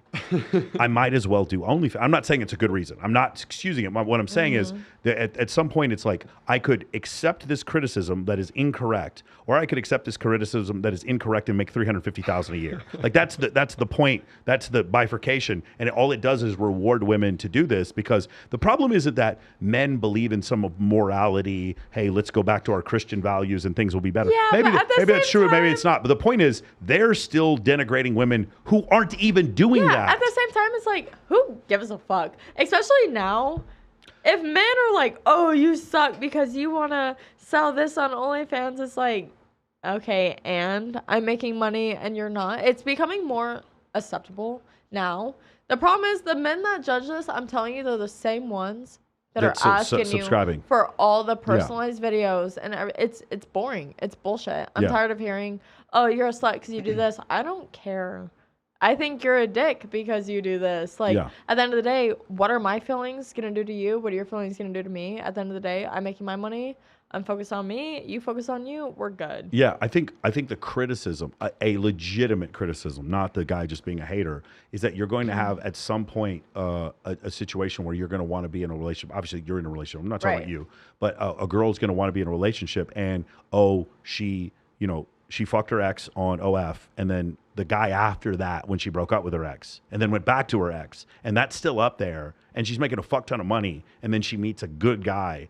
And so she taking that shit down? She was making $200,000 a month. You know what it is? I think people were going to do shitty shit regardless. Yeah. And now it's just being broadcasted for entertainment. Yeah. I love it. No, I understand you love it, but love it. from her standpoint, if she wants the husband and kids, Right. you see how this is an obstacle? No, I totally get that. Like if I take steroids for 15 years and my kidneys fail, I don't have anyone to blame. I Right. just can only blame myself. Right. If it's a situation where I'm sitting there doing stuff on OF, again, it's from the empowerment standpoint, of course you're correct, but from a standpoint of like, is she doing the best job for her in the long term to have a kids and a family? A lot of people would argue no. Now, here's the contrapositive of that is 33% of men under the age of 30 are having zero sex. Zero. Bulgarian told me the other day, I was talking to him, he's like, he saw one study, 66% of men with no sexual partners whatsoever. So I have friends that are literal porn stars who are getting engagement rings. Like they don't care. So like there's such a dearth of men who have no options whatsoever that there's still, no matter what you do as a woman, if you're attractive or if guys find you attractive, you're still going to get the some dude wanting to be with you. But it might not be the guy you want. He may be a couple rungs below, but that's essentially what's going on. So I think there's the trade-off there. Again, can women make money doing this? Of course. Like that's not, no one's stopping you from doing that. It's a free country. The point is when you do that, it's like from my standpoint, I understand that for me being so ostentatious on social media, and you understand from the same point, there's some sponsors who are not going to want to work with you because you're showing your literal ass on OnlyFans. You understand what I'm saying? Yeah. There's going to be some that don't want to work with you. And so you understand there's a cost benefit analysis for me. For me, it's like I do crazy shit on my social media with bikini competitions or whatever. And there's times where I ask myself, was this worth it? Because I wanted to work for an NBA team. I don't know if that's a possibility anymore because of the shit that I do. But my question is, for me to even have that consideration, I would have to have a certain level of notoriety, which wouldn't exist if I hadn't done this in the first place. You see what I'm saying? Do you almost think that makes it better, though? What do you mean? Being flamboyantly yourself. Like, let's say there's a girl that does anything and everything on OnlyFans. That's letting this dude know, hey, she does X, Y, and Z. She's not scared of anything. Also, if we can have that open communication, because most of the time relationships fail because you don't have communication and people cheat, right? Right. So let's say you get a girl that's just down for this shit. And a dude that can fully be understanding and open to like the new society, the new era of women that's happening. And like, it just brings insecurities and things to the forefront. Okay, but Brie, here's the problem, right? So there's studies that show that for men, as we have more sexual partners, it doesn't affect us in our next relationship. What affects men is the number of options that they have. What causes men to cheat is options, because men do not look specifically for emotional connections with women that they cheat with. Men just want variety. That's it. For women, when they have a number of sexual partners, every additional sexual partner, the likelihood of them staying in a marriage plummets. And to the point where you get past 20, it's like 17% of women stay in a marriage after they've had 20 sexual partners. And so it becomes problematic for a woman who wants to maintain happy. And like, and the thing is, she might be with the perfect guy. The problem is she has all these other men who imprinted on her before. And so there's studies that show she has a more difficult time. In your hypothetical scenario, a guy's just cool with the fact that she did everything on social media. Right. But the problem is there's a couple issues here. Number one, from his standpoint, like for instance, I could never do that because I'm a performance coach. I can't imagine my clients behind my back being like, hey, let me watch some videos of Michael's girlfriend fucking some other guy. It just, that will not work in my line of work. Okay. Period. And the other thing is, when women, this is going to sound really weird, and I don't mean this to be sexist, but it is absolutely true. When women get cheated on, their value actually doesn't drop. It doesn't. In fact, when women get cheated on and they break up, every dude's like in their fucking DMs. Right. When dudes get cheated on, their value does drop.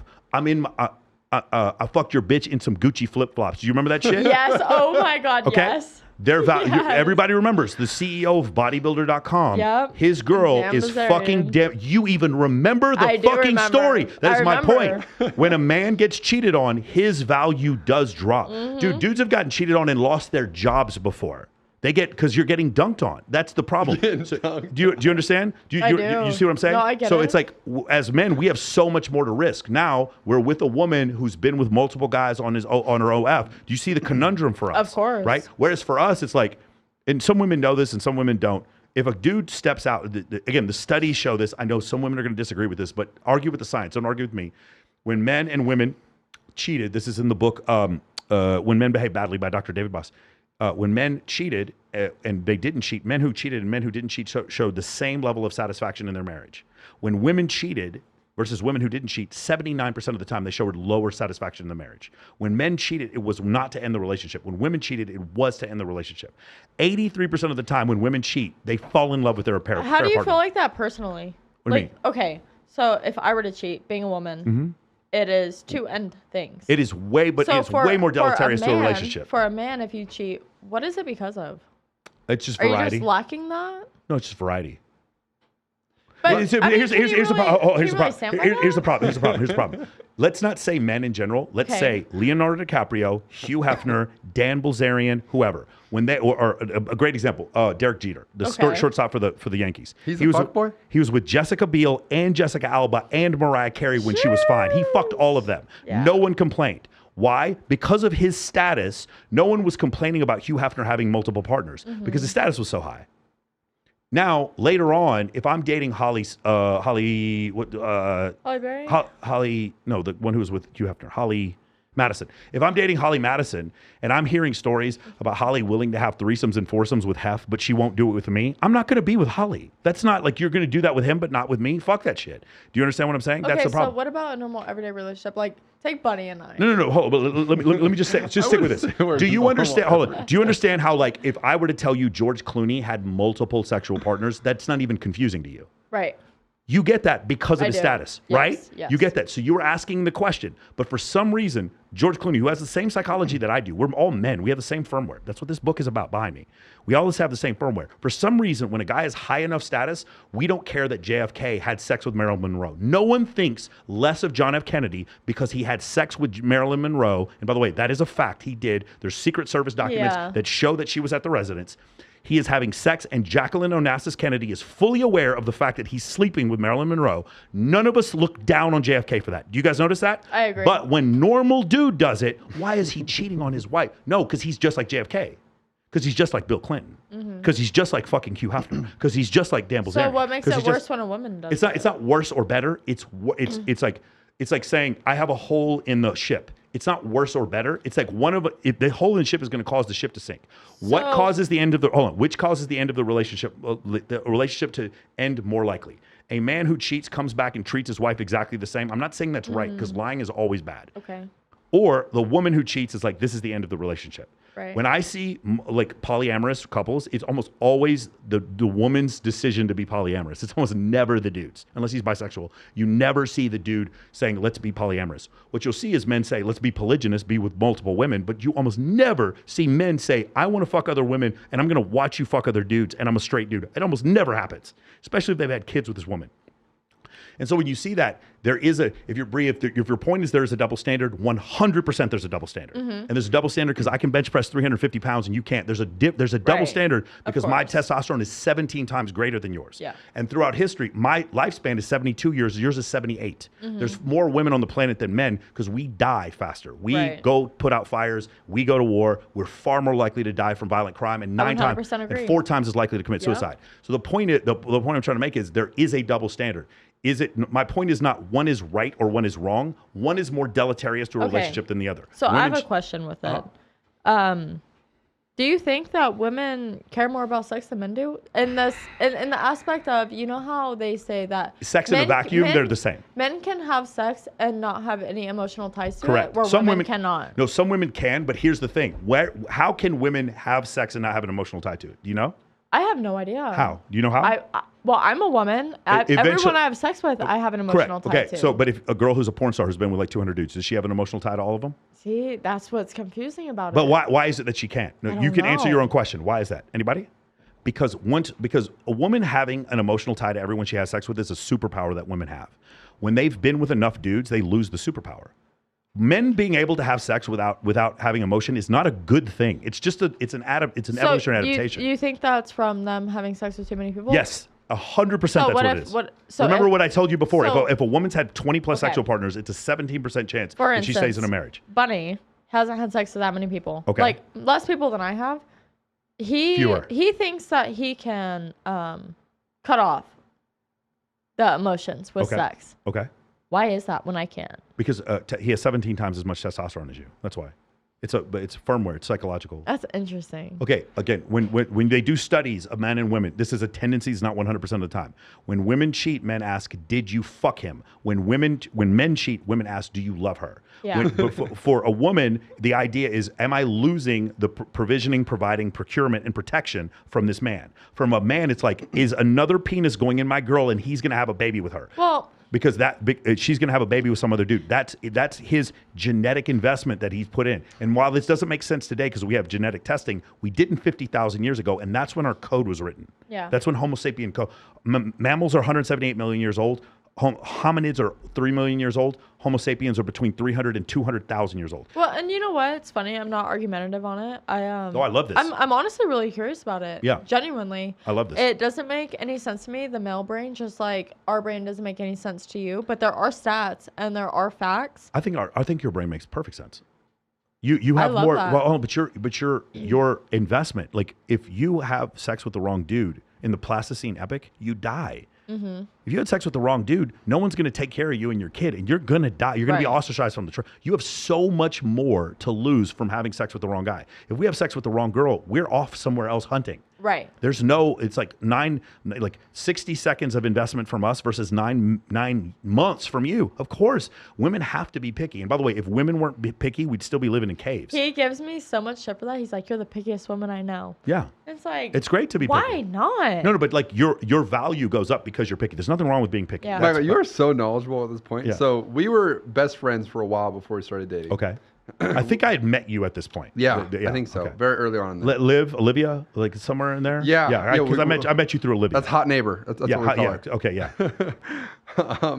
So we were best friends. We had our fun for a while, at like threesomes, all that kind of stuff. Yeah. And then we dated. 6 months of just us two. I went on your the live stream. What is it? Access Vegas. Yeah. Like 2 weeks ago, we had our first threesome.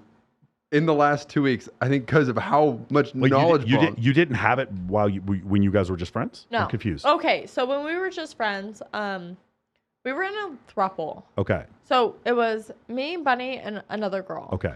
But it was pretty much me and this other girl fighting for his attention. Oh. Even though we were pretending like we weren't. That makes it hard. It really was hard. It was hard for me because I actually loved him. Yeah. And I knew that I loved him from a very early point, and she didn't. Where she was like, honestly, she was way hotter than me. She had a better body, and like I could see that as a person, as a woman. What the fuck are we talking about? Because I'm sure I know who this is. I bet you don't. Really? Okay. Anyways, she was just better. She was like better being a woman. She was like clean. Okay, so she's awesome. saying your friend here is saying she wasn't hotter than you. So she's saying that, yes, but from me seeing her, I know when someone's better than you. Okay, but hold on. I live in Las Vegas, and you're telling me there's a girl who you think is significantly hotter than you, 100%. and I don't know who she is. That's what's crazy. Well, I'm honest about it. Yeah. She was healthy. She had a great fucking job. Okay. She worked out all the time. She was a ballerina for 18 years. Okay. Like she's mentally healthy. She got it going on. Yeah, then I definitely you know don't know who she is. Yeah. And so when it was a competition, like Bunny showed more interest in her, even though we were all dating. I acted as though I was their therapist in a way, because I was going to therapy and I was like the mentally healthy one out of all of us, I guess, at the time. And so they would come to me for advice, like, oh, what do I do with this? What do I do with that? And she would tell me that she honestly couldn't stand him. Like, he would do like a goofy little dance move, and she'd be like, he's so fucking ugly. You gotta tell like, me who this is. What am I doing? Like, what is. am I doing here? And I'm like, but the same thing that you say that you hate him for and that you think is ugly, like, I love him because of that. Yeah. And so it was like breaking my heart a little bit because I knew that she was winning and I wasn't. But I just knew from trial and error, I just withstand the test of time. So I'm just going to be here and I'm going to be supportive. Sure. And I'm just going to rock it out, right? By the way, and at the end of the day, that level of loyalty and perseverance is actually what's attractive to men. Well, because at the end of the day, I told everyone, I was like, if I don't get to be with Bunny, that's almost a better thing, because let's say we did start dating, I would rather have our friendship as it is now than date and ruin everything. Like, I would rather keep him as a friend than date him and never have him in my life again. Like, Sure. I want to keep him. Sure. And I was like, how can I do that? Because I wasn't necessarily sure that I wanted to date him. But then when she was so gung ho that she wanted to date him, I was like, no. Like, he's mine. You don't understand this, Yeah, sure. right? And so I just waited. I just waited, and I was cool, and I stayed consistent. And eventually, the truth always comes out. The fact that she thought he was ugly, and the fact that she thought he was weird, like, that all came out, and I was still here. And it's like, oh, Bree. And it's like, yeah, you could look at that as a backup option, which I did for a long time. No, I was a better fucking friend.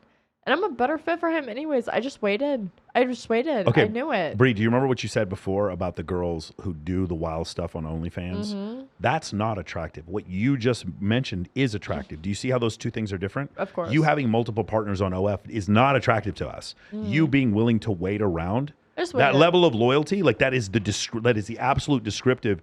That is the definition of what men value. It would be loyalty and honesty, other than you making a bunch of money on OF. That's the point I'm trying to make. Even if they would have dated, I promise you, it would have broken my heart. I would have still been here. I'd have been a consistent friend, because at the end of the day, I'm one of those people, I know if I want something, I can have it just by being myself, because I'm down for people. Like, I've been down for Bunny since day one. You're not gonna misjudge that. You're not going to sit that in the wrong lap. Like, I'm here. I've shown that I'm here, and the truth is going to dwindle itself out, and you're going to be left with what's here. So I guess I'm a little confused. You guys are friends in a throuple. Is that correct? So we were friends in a throuple. Okay. Yes. I've been there before. The thing is, though, the most stable configuration I've seen is when the girls almost have this period of like, we don't need you, Michael. Go get us some food. I'm like, okay, that actually makes me feel secure. I'm like, okay, cool. Because they're not, there's the jealousy and the competitiveness isn't there. If that third leg of the triangle. There were times where I was bringing trays in bed. Yeah, that third level of the triangle is more important. It was cute, but it was also one of those things when you're in it. So let's say there's two guys and then me. Yeah. And I'm trying to pick between both of you. There's going to be one person that's like, I'm the top dog right now. Like, I'm her top choice. And that's how it was with me, him, and this girl. I was like, I'm not it. I'm the best friend. This is also her insecurities talking. No, but so you don't agree. For me, I was having a fucking blast. Just not. throuple going on boats. It was summer. It was a great time. He thinks that, but it was not like that. Well, but his experience is his experience, though. It doesn't make it wrong. Yeah. Here's the thing. This may blow your mind, and I don't know, because he and I have never discussed this, and I guarantee you he'll agree with me. He could have been in a throuple and been in love with one of you or both of you or neither one of you and still enjoyed being in a throuple and having threesomes and having sex, and it would have made no fucking difference. Can I tell you some fucked up shit? Am I right, Michael? 100%. We have not discussed this, and I know that he was going to say that. Let me tell you some fucked up shit about all of it. He didn't pick me. He chose her. And she chose him. But the problem was, when he chose her, it was too late, because she had never been in a relationship. And so she had already picked someone else. She was like, I'm done with this. You can't decide. I'm over it. And then me and her would talk. She was like, I don't like him. Like, honestly, I'm just here because it's fun. He has a lot of money. And I was like, well, I'm here because I love him. So what the fuck are you doing here? Do you feel like you picked her, or is this something she imagined? No, I actually did pick her. Okay, all right, got it. Yeah. No, it's facts. We were best friends. Like, I also want to bring up this other concept of you guys being best friends and sleeping together, which is something I talk about frequently on this show, that a lot of black pill, red pill, PUA guys cannot grasp this concept. Because they don't know the difference between friend zone and becoming a girl's friend. They don't understand the difference between those two things. You can be a girl's friend and her still be attracted to you and her sleep with you. When she puts you in the friend zone, she's not sleeping with you. That's the difference. Right. A lot of people I love bringing up example after I have girl after girl playmate on here being like, I dated my friend, because they don't understand that concept. Anyway, go ahead. Where were we? I forgot. I had a rough time with it. Okay. I had a really rough time with it. I couldn't believe it, because I was seeing both sides. So I was best friends with her, and I was best friends with him. And it kind of got a little misconstrued, where I heard all the things that she was telling me, but then she was lying to him. She was like, oh, you're the love of my life. Like, please pick me over Bree, yada, yada, yada. But then when I was with her, it was like, oh, I'm just having so much fun. I love his big house. I love this. I love that. But then when we were all together, she was like making fun of him in my ear about him. And I was like, this isn't funny, because I love him and I know that he's choosing you, and you don't even like appreciate him the way that I appreciate him.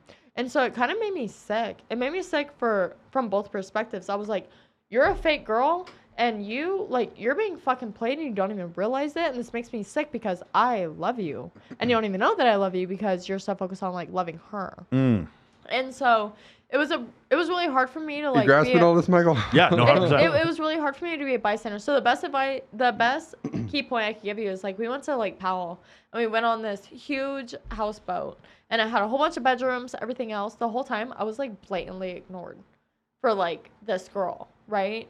And the whole time she's laying in bed telling me, she's like, he's such a fucking idiot. Are we doing therapy right now? I feel like we're in therapy. Are we doing therapy? No, here's what it is. Here's what it is. I'm going to make this very clear right now. I'm just trying to give you an example of like what it was like to be a best friend and like wait on the sideline, be in love with him, even though she was a best friend.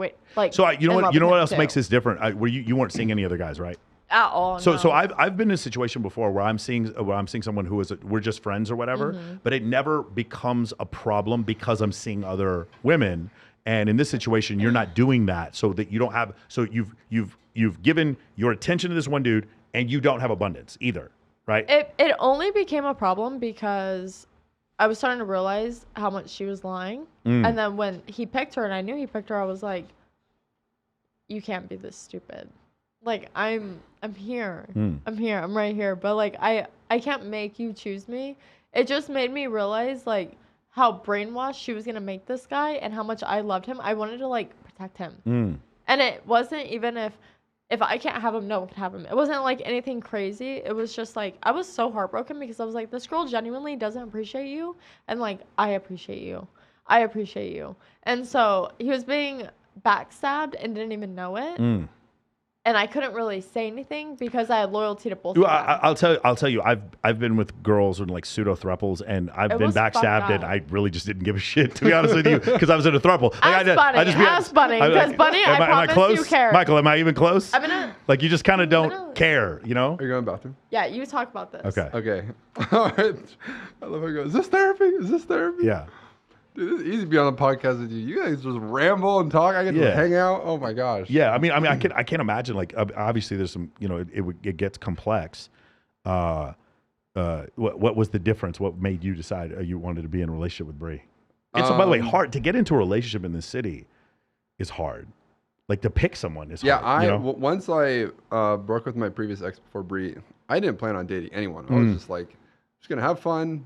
Focus on making money, set myself up, the whole real estate thing, focus on that. And then, I mean, Bree's so good at talking about this. She can just talk for days. I mean, you want to put it on hold till she gets back? We can talk about. Yeah. Give me a random fact we can talk about. Then we can jump back into the whole relationship side of things when she gets back. So, I mean, it was just funny when I brought up the thing I just said before.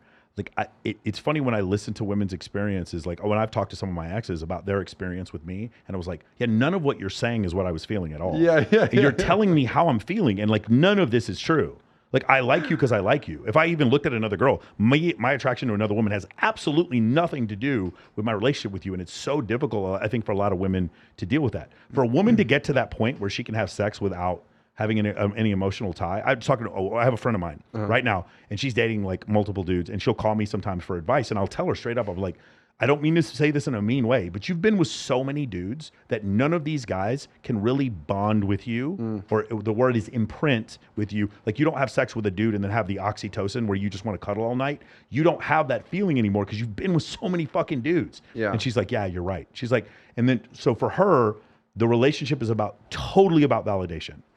And nothing to do with the cuddliness that happens after sex. Does that make sense? I think girls are so interesting. Growing up, it was sports, video games, and then only the past like year or two, I've actually started talking to girls. I think they're so interesting. Yeah, I agree with you. And by the way, them choosing another dude over me doesn't make me hate them, and that's a big problem that a lot of dudes have. You remember I always use the example of Alex the accountant and Brock the bartender. Girls always say not always. Often women say, I really like Alex the accountant because he treats me well. He's a gentleman. He's such a great friend. Like, would you ever sleep with Alex the accountant? Ooh, no. He's like a brother to me. And then we talk about Brock the bartender, and he's a piece of shit. He messages me in the middle of the night. He's so fucking disrespectful. He's tried to fuck all of my friends. Have you ever had sex with Brock? Of course she's had sex with Brock. And it's like one of these things where, like, as a man, it's very confusing because you're saying one thing and you're doing something else. Yeah. And like I've said before, women vote with their vagina. And so they're going to say one thing and then they're going to do another thing. And it's like they're going to complain incessantly about qualities of a man that they don't like while they're sleeping with him. I think my best advice to anyone is just be extremely truthful about everything. It's the most attractive trait you can have. For sure. Bree, go ahead. We were waiting on you. Back to the story. Yeah, we didn't want to jump ahead while you were gone because we got a little timeline thing going on here. Where should I touch on this? Go ahead. Well, I mean, just saying, like, what was the transition where then you are now in a relationship? It made me very insecure for a few months into the relationship. I felt like I wasn't good enough. I felt like I did something wrong because I intercepted a little bit.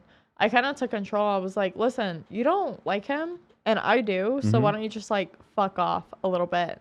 Yeah, but what was and I don't mean was the transition with your insecurity. I mean, was the transition to where now she's not part of this orbit anymore? Well, that's exactly what it was. Yeah. I had to take control and I stayed true. Okay. I stayed true. I stayed a really good friend. And I was always honest and truthful about my truth on the whole situation because even if it didn't work out, I knew that I gave everything I could to make it happen. And also to answer your question, like Bree said, she like essentially moved on from the whole situation because it was some good parts, some bad parts. She essentially moved on, and then Bree and I started dating, and then 6 months we haven't done anything with anyone else. And then I was on your show like 2 weeks ago, and you were talking about this whole. What are all the stats you bring up with like? You have such a better way of wording this than I do. What was the subject? What was the subject? The whole threesome thing where guys like don't give a fuck and they cheat because of not reasons girls would cheat. Yeah, no, it goes back to the same thing I said before. Like 83% of the time when women have an affair partner, they fall in love with the affair partner. For men, it's like 12% of the time. It's like very, very rare. It's usually the woman has moved, his wife has moved on, and he's just already fallen in love with an affair partner. It's just not something men do. When men cheat, they are looking to rearrange the roster. When women cheat, they're looking for a new head coach. Yeah. So with in this situation where I was saying before, I'm not, again, keep right and wrong out of this. This is evolutionary psychology. This is or isn't. This is not right or wrong. When a woman cheats in a relationship, it is so much more deleterious, destructive to the relationship than when a man does. It doesn't mean it's okay for a man to cheat. Right. What I'm saying is there have been situations, like when we talk about like Russian mob bosses, when we talk about high status political figures, billionaires, playboys, guys like this, professional athletes, the fact that they have multiple women is never a surprise to us. We're never offended by it. Right. And it's never an issue when Derek Jeter does it. Now, it's an issue when Tiger Woods does it because he was lying. And he was sleeping with Denny's waitresses. But it's not an issue for men when they're super high status. What happens is mid-tier status men, when they have the same feelings and proclivities, they're just shamed for it. The problem that I had within the whole throuple thing is I was being lied to.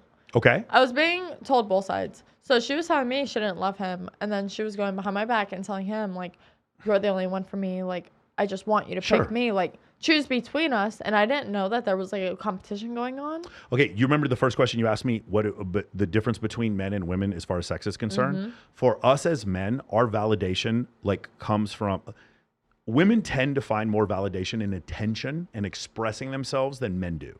Men find more validation from like sex with a girl. Does that make sense? Yeah. Like, or accomplishing a goal. Whereas women, it's just like, I got Instagram likes. I don't really feel that much better because I got Instagram likes. Does that make sense? Well, I don't feel like that. Well, I can't really relate to it. But in this situation with this girl, what what he's getting is to have sex with two girls at the same time. Right. Am I wrong here? No, you're right. Yeah, okay. That's cool. What this other girl is getting is the validation from him. Right. But he doesn't really care. Like, she doesn't really care about him, but he's getting the validation. I'm sorry, she's getting the validation. Does that make sense? Yes. Whereas for a man, it's like, if I'm hanging out with a girl all the time and giving her attention and we're not having sex, I'm actually being humiliated. Because sex is part of the validation for men, for some men. Don't some feminists out there are going to yell at me. But for a lot of men, it's one of these situations where if I'm aligning my resources with you and I don't get to have sex with you, then that's a loss of validation. For her, she's just probably having sex in addition to the fact that she's getting this attention. Right. Does that make sense? But the attention is the validation, whereas for Bun, the sex is. And so that's the difference between men and women. It's who cares about sex more in a vacuum. It's the same. But when it comes to men, it doesn't have to. Men can have sex that has absolutely no emotional attachment to it or a ton of emotional attachment to it, and both of them are fun. The problem is Bunny was really bad. At the point that I met him, he was really bad at love bombing. And so what he would do is we would get drunk and he would tell me, oh, just give me 5 years. Like, I want to do everything I can to take care of you, yada, yada, yada. But then he was running to her and like, I'm talking a 10-minute period and telling her the exact same thing. And so we were being love bombed. And the problem with that is you don't really know what's true and what's not. With this throuple, the emotions we had at the time were so... The way I put it was there were really high highs and really low lows, and navigating through it with both of them and like them saying they love each other, us saying we love each other. It was a really unique experience that I got to go through, that it's hard to like navigate through whatever the heck it was we were going through. You know what I mean? Hold up. Do you recognize though that the two of you had a different experience? 100%. Okay, I was his best friend. Right, but my point is, one of the problems that I've seen is that as a man, I don't think that my experience is your experience. I think you're having a different experience than me. 100%. A lot of times when I'm with a girl, though, she's literally telling me how I feel. And I'm like, you're telling me how, you can ask me how I feel. You can't tell me how I feel. The great thing about the experience that we had is I was in the middle of therapy. I was in the middle of taking home mental homework and learning and trying to grow. And both of them weren't. They were doing things in a lot of unhealthy ways where I was in the total opposite effect of that. Where I was like, I'm just going to stand here and withstand the test of time because I know that if I stay 10 toes down, I'm going to end up winning regardless. Okay. Because I'm the only one being honest in this at the end of the day.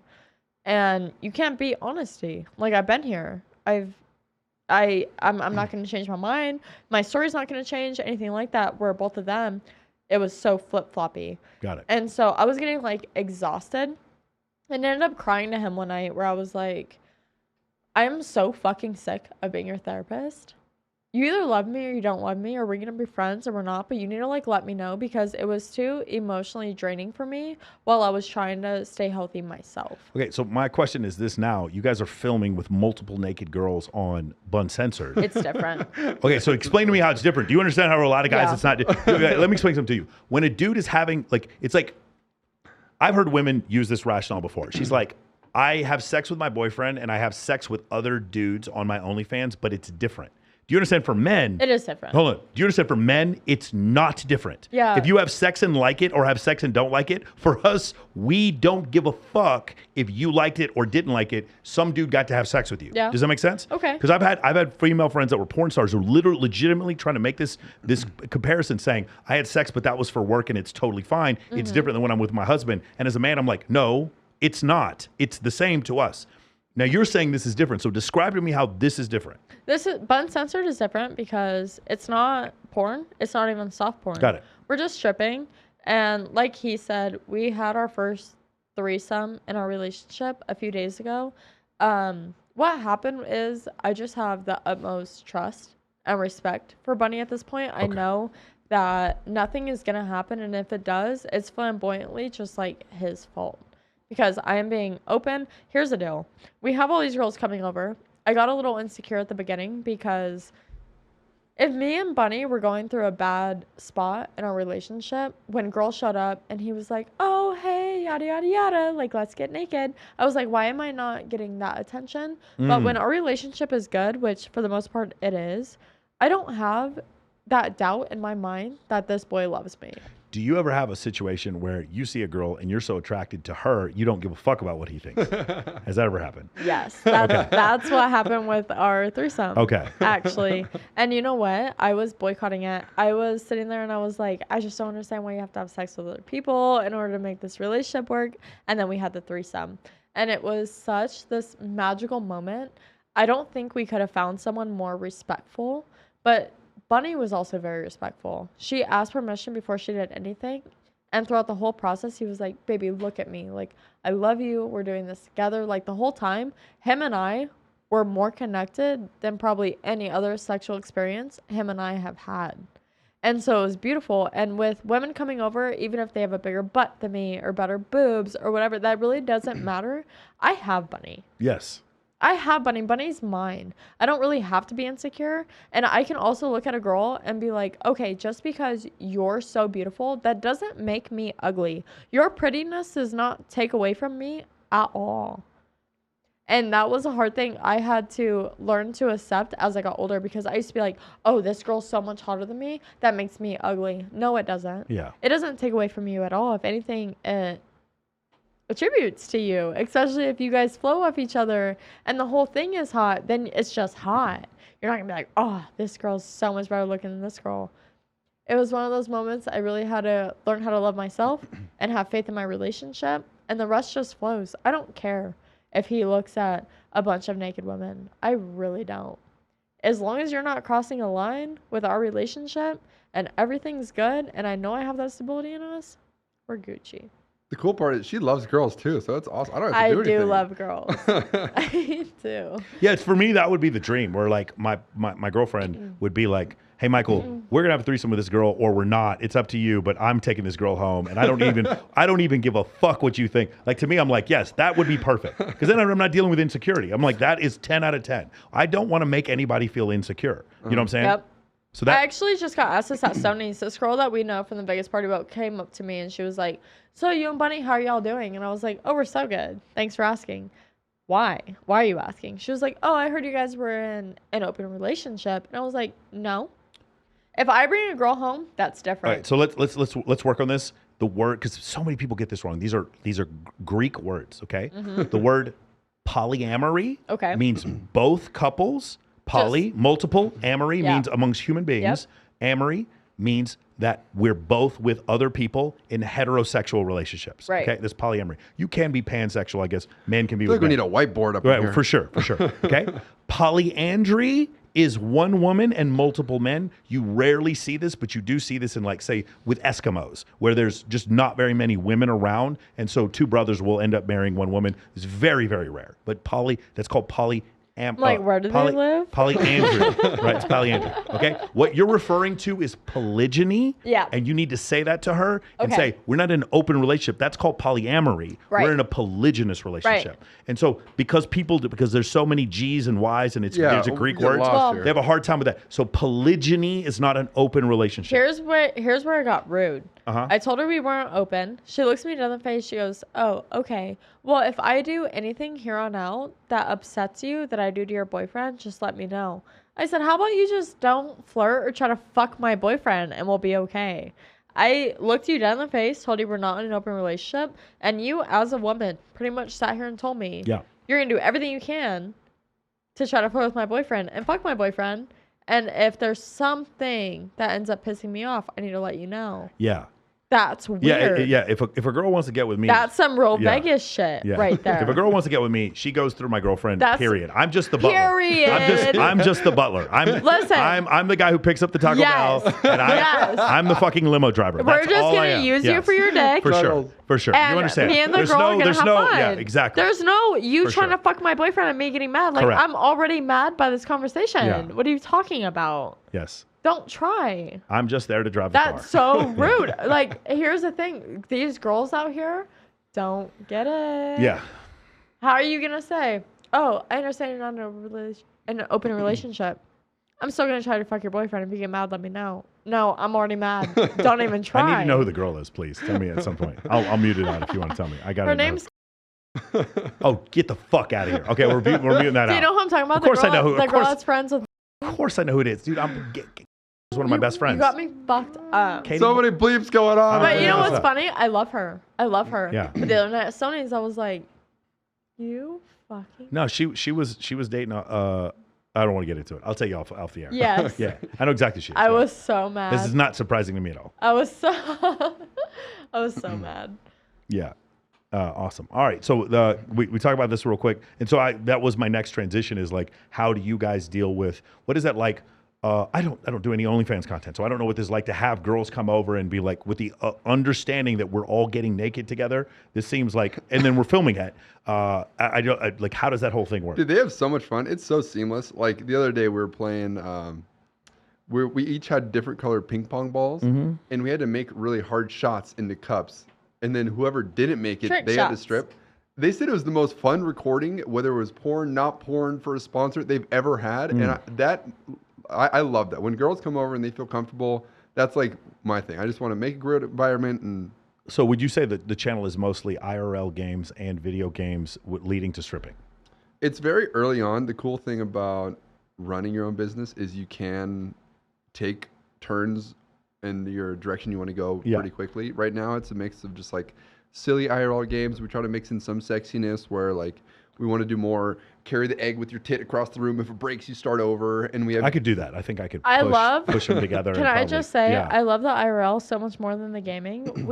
So we have. She's not a nerd. we have meetings every night where me, Bunny, his manager, and his friend that works with us, we go over tactics, like what we're gonna do.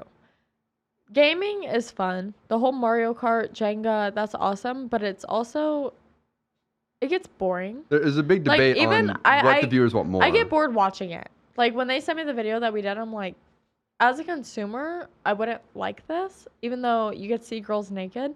I want to see some like body action. Like if you have to roll a ball from your hoo-ha up to your mouth without any hands. Like that's hot. I definitely can't because do you that. get the slow motion like body movements, and people right now, they just want to see Bunny naked.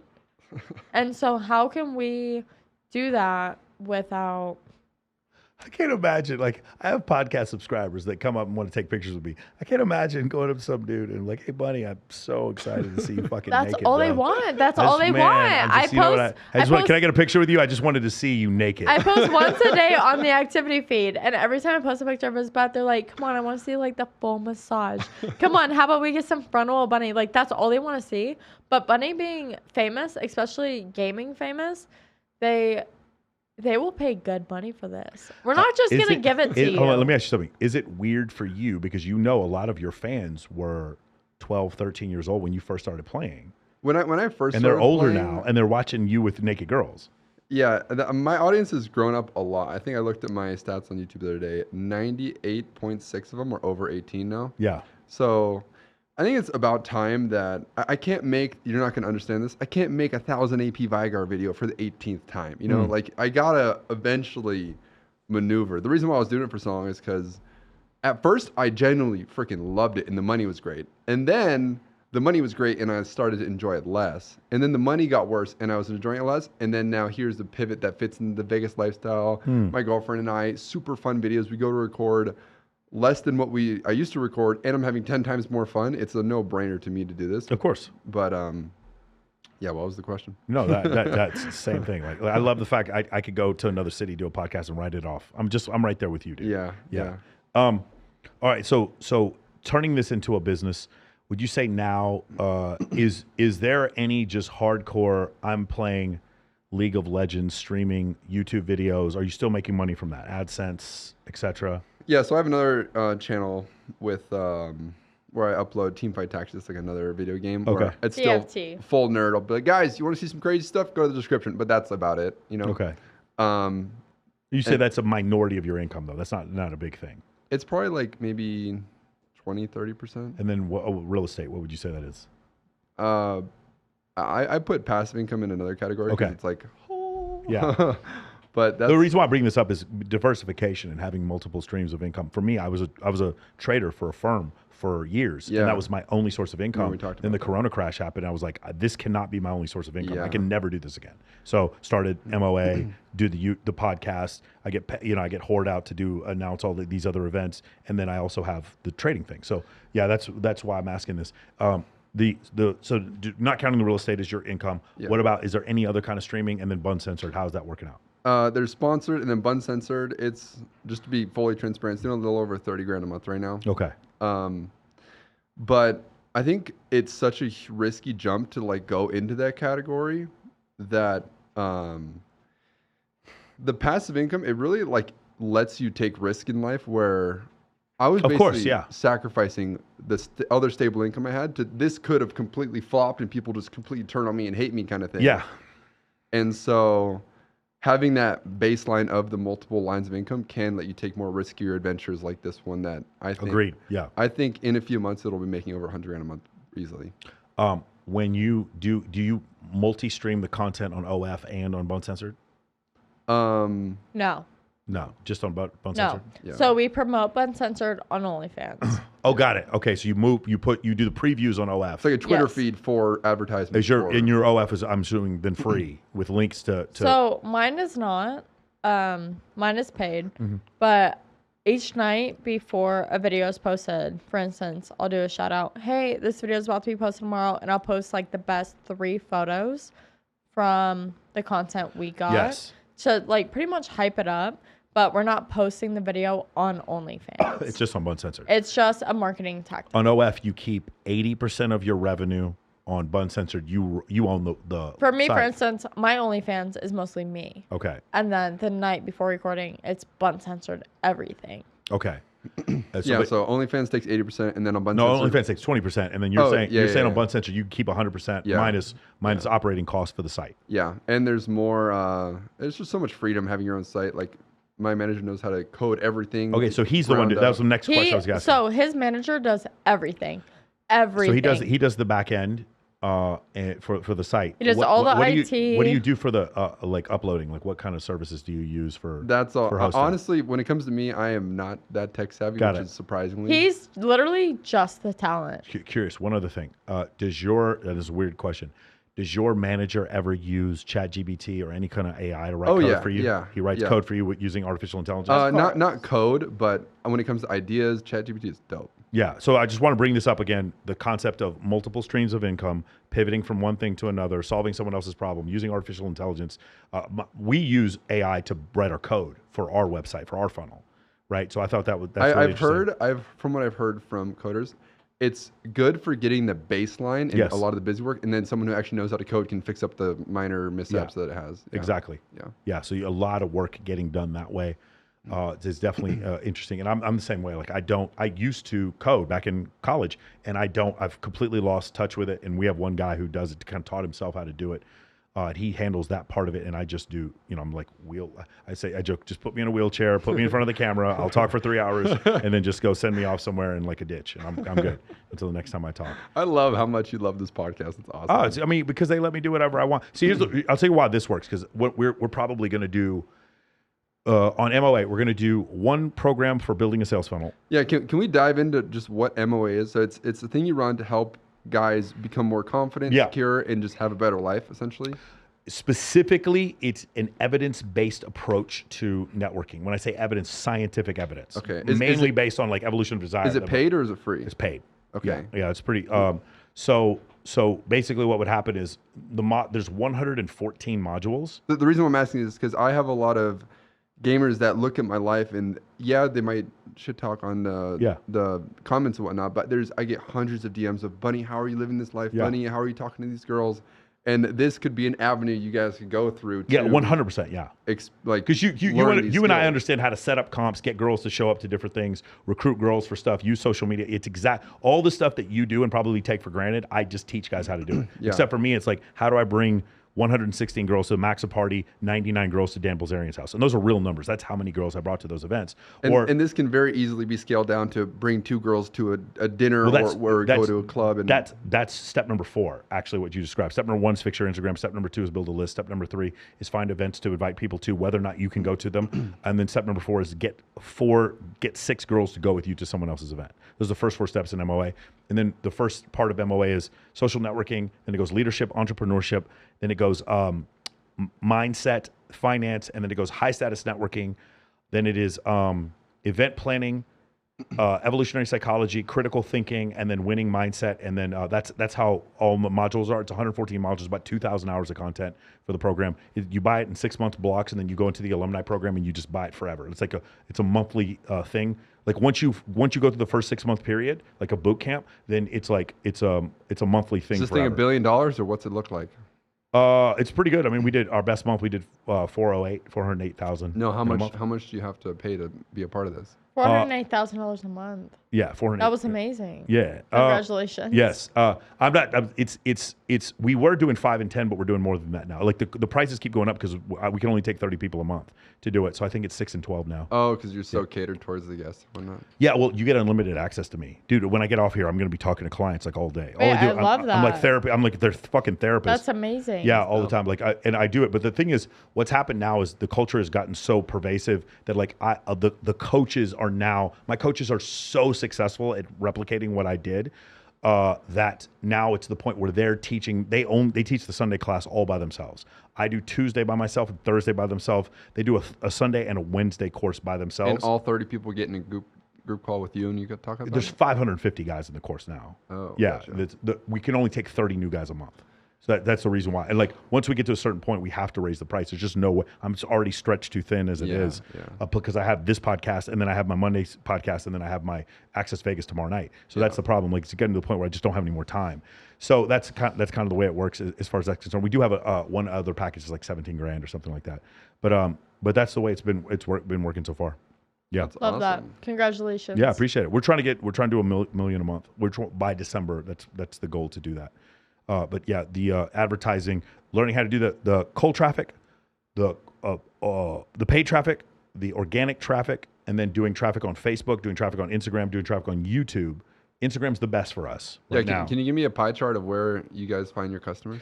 I'd say probably 60% is Instagram. Just on yours, seeing you with all the bikini models. Correct, all the bikini models on Instagram. Yeah. So 60% of it is organic Instagram traffic going link in bio. Okay. I don't want to, because Grant will probably tell me I'm wrong about this. I'd say 25% of it comes from paid traffic, mostly from Facebook. Yeah, mostly Facebook and Instagram.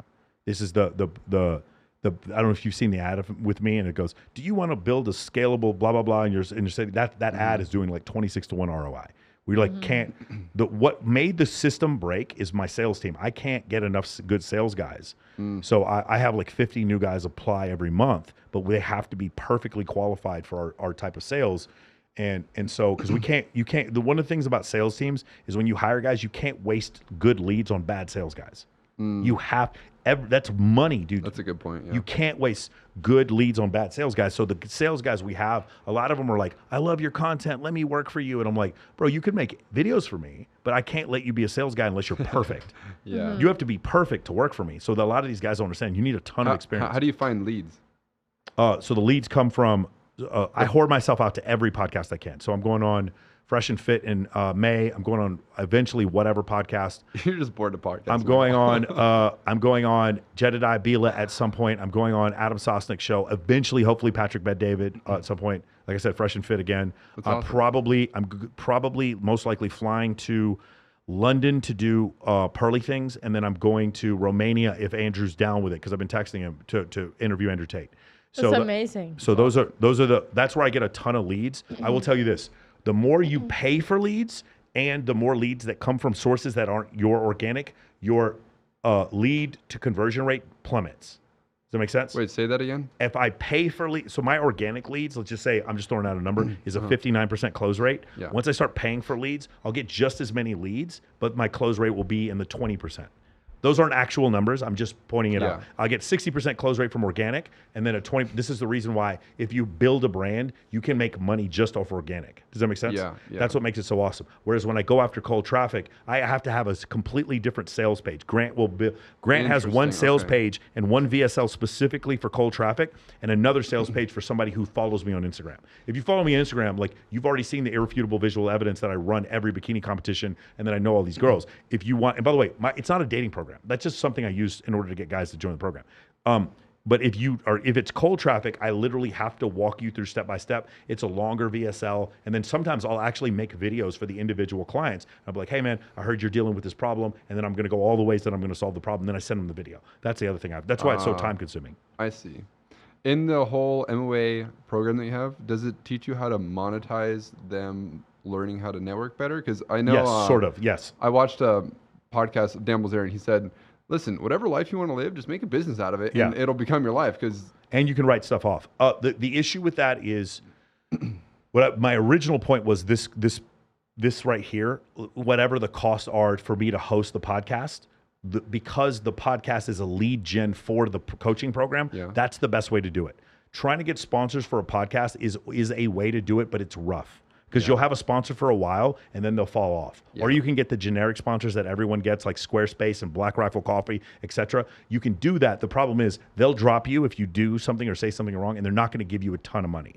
Does that make sense? Yeah. And after a while, it's like, I don't have to worry about getting 50K views per video because I don't have sponsors. Yeah. Does it make sense? Yeah. But I make more money than that easily just from the leads that come there. Because for me, my 50K views don't mean anything. It means something as far as AdSense is concerned. But if I get 3 guys to buy my program, I already paid for the whole thing. Yeah. So that's 3 guys out of 50,000 viewers. I think that goes for anyone who has some kind of platform. If you can somehow monetize it and have a paywall that provides real great value for that customer, yes, That's how you're going to make the big bucks. Where go back 2 or 3 years where I was getting 500,000 views a video. I wish I had some kind of extremely valuable paywall so I could advertise to those people. I would have made 10 times as much. Rollo Tomasi and Spencer Cornelia have both created a coaching program in the last 2 months, and now they're selling their coaching program similar to what I'm doing. I will tell you another huge influencer. I'm not going to say his name. He is creating his own coaching program, and I'm going to probably be helping with that as far as like being an MC and doing some of the research is concerned.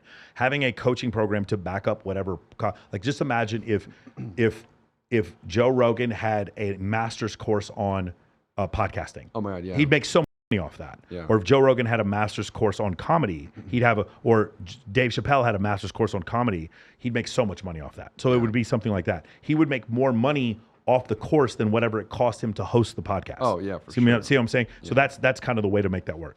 Yeah, I like that. Awesome. So yeah, we're talking about the business. I'm curious, after living here for a while, I'm from both of you. So we study evolutionary psychology. That's the main point, one of the main themes in this podcast. The concept of monogamy, like traditional monogamy. Do you think it was something that did work and doesn't work anymore? Do you think it was something that never worked? Do you think it's something that's encouraged by society that isn't real? Do you think it is real? What do you think about that specifically? I think it's very real. Yeah? I don't think you have to love someone throughout the duration of your entire life. Okay. As humans, we've been proven you could love multiple people at one time. It's how throuples came about. It's how polygamy came about and everything. The whole point of monogamy, I think it's very old school. I think social media made it really hard. Nowadays, it really doesn't work. It's not sustainable.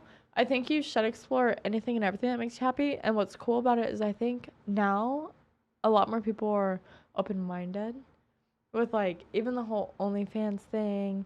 People are opening up their minds to their sexualities a lot more than they were 50 years ago. The reason why grandma and grandpa never got divorced is because grandma necessarily didn't have the leg to stand on to divorce grandpa. And now you can just get divorced if you're not happy, but a lot of the reasons why you're not happy is because of sexual experiences, right? So if you get to experience that with a partner, why would you not? Even if you're not comfortable with it, like I wasn't comfortable with having a threesome until Bunny showed me that, listen, I already have him. This is just an addition to that like brightens up a part of our relationship.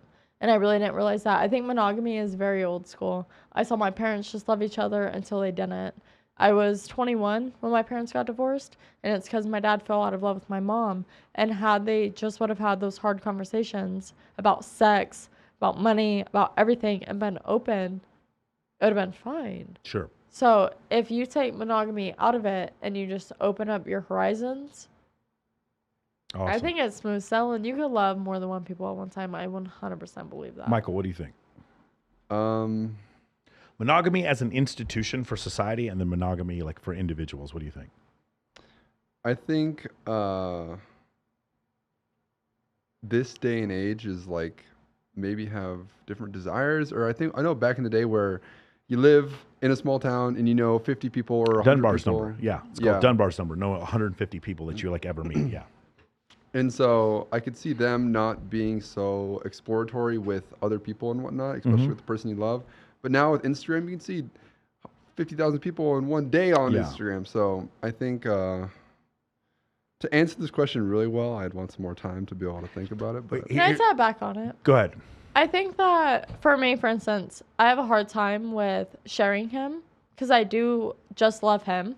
He's like the only one I want to be with. Sure. And that kind of goes hand in hand with monogamy, I guess. Only being in love with one person throughout the duration of your life. I love the idea of just being in love with him, but I can have other love aspects come into a relationship if that makes any sense. Like a cat. To like make that love stronger. Yeah. You know? No, I totally agree. It's weird. I'm letting you guys tell the story. I totally agree. I just want Bunny. But I also want to experience him with other people. But at the end of the day, he's mine. Got it. I get to keep him. You don't. That's beautiful. Yeah, I don't want to keep Bunny. I love good. You can't have him. Oh, you didn't literally mean me. I was like a little concerned there for what you intended. You can't have him, Michael. That's so terrific. Awesome.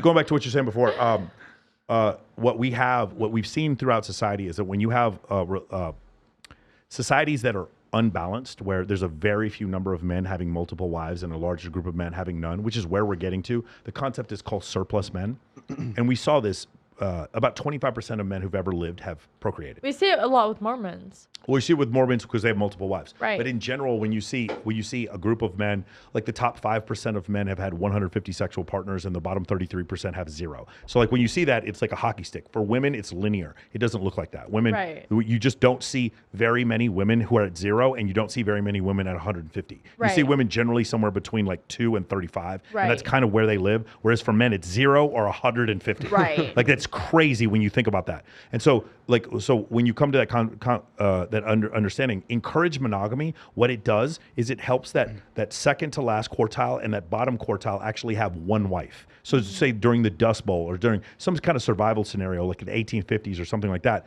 at least having one wife means a man had some sex. A man having some sex and having children, the likelihood of him rebelling against his country, rebelling against his state, becoming a criminal becomes much less because he has children at home and he has a wife and he's having some sex. Does that make sense? When you get into like certain Middle Eastern countries where you have a man with multiple wives and you have all these poor men with absolutely no upward mobility, when you think of Middle Eastern countries or India, you might see something like that. Those places become more violent. They become more dangerous because these men don't have anything. So I can see that. You have these two opposing factors. One of them is encouraged, not enforced. Some people use that word enforced. It's not enforced. Sex releases a lot of stress in general. For sure. Well, I can totally for sure. see But sex, while sex releases a lot of stress and it does make you less violent, for sure. But it's also a mortgage cause you to become less violent too. Kids at home cause you to become less violent too. Picking up the kids from school cause you to become less violent too. Cleaning up the dog's poop makes you become less violent too. Having a mortgage makes you less violent too. Being in debt makes you less violent too. These things that society creates, it makes for a more stable environment. But then when you have is monogamy then, that's a cultural answer. Enforce or encourage monogamy makes a safer society. What is the biological answer though? The biological answer is throughout, there's 5,000 species of mammals and only 3% of them pair bond. What the reality is, it is a lifetime of polygamy interspersed with small periods of monogamy. The first wife, the first girlfriend, the second girlfriend, the first husband, the second husband. Does that make sense? Yeah. So like that's kind of how it works. You have kids with the first one, might have a kid with the second one. Often you'll see people get into the first marriage, the second marriage. The difference is where the problems occur is that when men are over the age of 40, if they're financially destitute and they're divorced by their wives, they're 9 times as likely to commit suicide. 9 times as likely. Men and women attempt suicide at the same rate. I hate that. Men and women attempt suicide at the same rate. Men commit suicide far more frequently than women do. You got to see it through, my boy. Yeah, because we're the ones jumping off of bridges and putting a gun in their mouth. Women are using, slitting their throat and taking sleeping pills. Yeah. And so that's where the difference happens. So there is no answer, but the answer would be, from a genetic standpoint, monogamy is not the natural state for Homo sapiens. But from a societal standpoint, it probably is a safer world to live in when everyone has a wife. I think we love the idea of it. I think, of course we do, yeah. Of course. Because it's the soulmate myth. You want to spend your whole life with someone that's your soul partner. You have soul ties, whatever. Yada, yada, yada. That's bullshit. I have gone through breakups where I thought my whole world was crashing down. And then I met someone else. Like, I met Bunny, and I'm like, this person is my entire world now. And if he were to break up with me, I'd find someone else. And I'd be like, he is my whole world now. And it's bullshit. The fact that that's your soul tie, you're just going to love this one person. No, you are capable of loving so many people. I love the idea of it. I love the idea of just loving one person. I would love to be with Bunny for the rest of my life. Is that sustainable? I have no idea. I guess time will tell and everything else, but I'm also not going to block out amazing experiences like threesomes and like the openness because I'm selfish with it. I don't own him. I don't own him. We can do whatever we want to do and explore a relationship however we want. I think we have, we deem things that we seem appropriate, but is it sustainable now? Who knows? Our world is changing so fast. I know that I'm capable of loving more than just Bunny. Pop quiz, Michael. Guess our body counts. Bree and me. I can't. This is terrible. I have no idea. On the spot. Okay, all right, ready? Here we go. 2 and 2. Are we close? What? Actually, give it a guess. Ready? 4 and 4. Am I close? No, Michael. Who do you think has more? We'll you already said you. No. No, she misspoke. It's really close. Okay. I think we're around she's 16. I'm 18 on the number of people we've had sex. Yeah, that's where I am too.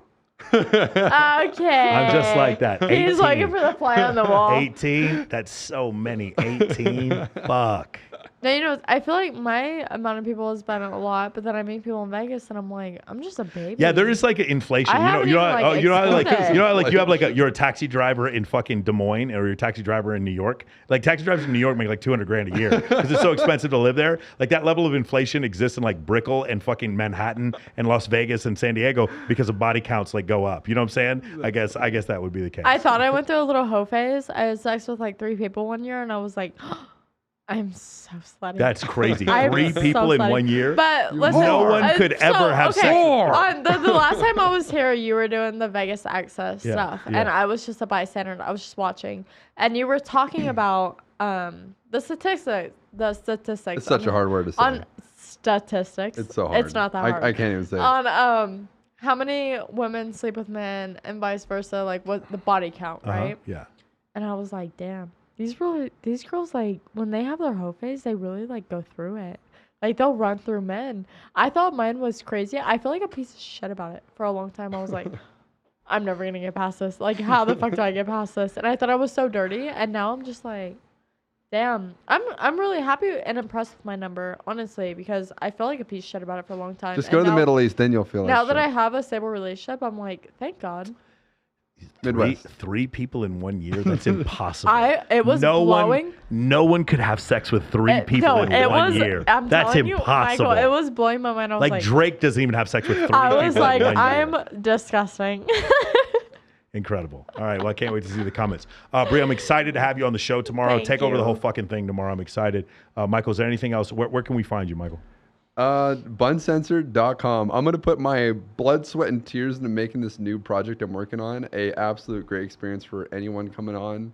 And if you want to build something similar to it, MOA, baby. Where can we get these people? Hey, listen, I'll give you an affiliate code. Okay. Well, just you'll make a bunch of money just from selling the course. Yeah, I'll give you an affiliate code. You guys can check me out at moamentoring.com. Please do not open it at work. It is not safe for work when you go into that thing. And again, man, if you want to get better with, again, we sell you what you want, but we teach you what you need. Yes, there's a ton of super hot girls all over my commercials and all over my That's a nice little motto. All my AG. Yeah. But like the reality of the situation is I need to fix everything. Like you need to be able to speak in a normal way.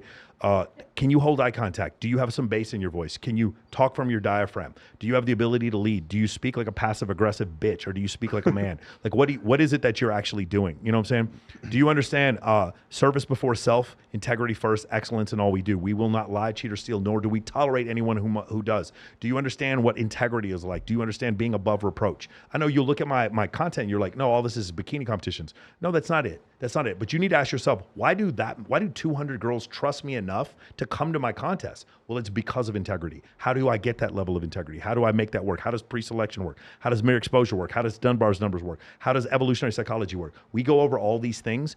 My program is not based on my opinions. My program is not based on anecdotal ideas. My program is based in science. If you guys want a scientific understanding of how networking is an evolutionary adaptation, you guys check out moamentoring.com, or you can just join the Skool server. There's a bunch of free stuff we'll give you. We just launched a free course last week. If you guys want to check out the free course, it's 6 parts, and we just put it up on our free Skool server. If you hit me up, I'll definitely give you. You need to get an affiliate code. I'll definitely give you that. Anyway, Bree, where can we find you? You can find me on Instagram at Bree Summers Real, and on Buncensored. I hope you guys like what you see. We just started. We're doing the best we can to make everyone happy. Hope you guys enjoy it. Except for the guys whose girlfriends you steal. Except for the fact that we're not showing Bunny's frontal. Just wait. Be patient. The time will come. Give us some time. And have you heard it's hard to change the wheels on a bus going 80 miles an hour? Yeah. That's kind of what it is like running a business. Yeah, it is. You do have to do it. We had this discussion today because I want to start a low ticket program while we're hiring a guy to do thumbnails, while we're hiring more affiliates, while we're creating content, and then hiring new people to do this, that, and the other. You're right, man. Changing the bus, tires on a bus at 80 miles an hour. That is exactly what it feels like. It's really hard. Awesome. All right, guys. Thank you guys all for joining us.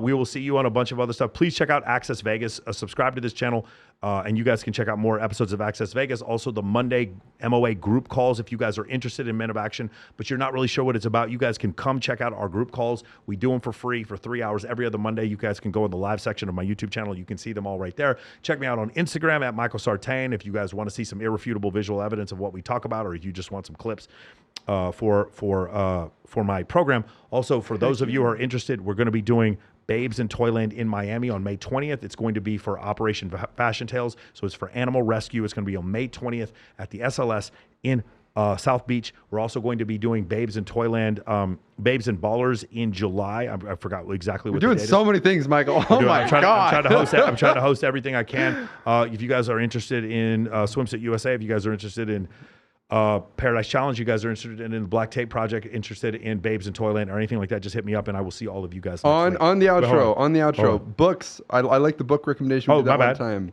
And if you run, I'll go through and you guys can each pick one. Yeah. If you run your own business and want to improve it in any type of way, Mr. Beast posted on a story one time, unsponsored. It's called The Goal. Yeah. That's the one I recommend if you run your own business. The book is called The Goal? Yeah. I'm going to recommend that to I'll check it out tonight. Really check it out. Yeah, for me, it's the $100 million offer, Traffic Secrets, and the E-Myth Revisited. Those would be the ones that would help me the most. And for my Instagram, I forgot to mention, that's where you can see all the stuff. C9 Bunny Fufu. Everybody's super excited to see his wiener, guys. Stay tuned. We'll see you guys. Bree, final book. Do you have one? Atomic Habits. Love it. Oh, yeah, for sure. Definitely. Awesome. Love it. Love it. Beautiful, guys. Love you guys. Take care, guys. We'll see you all next week. Bye.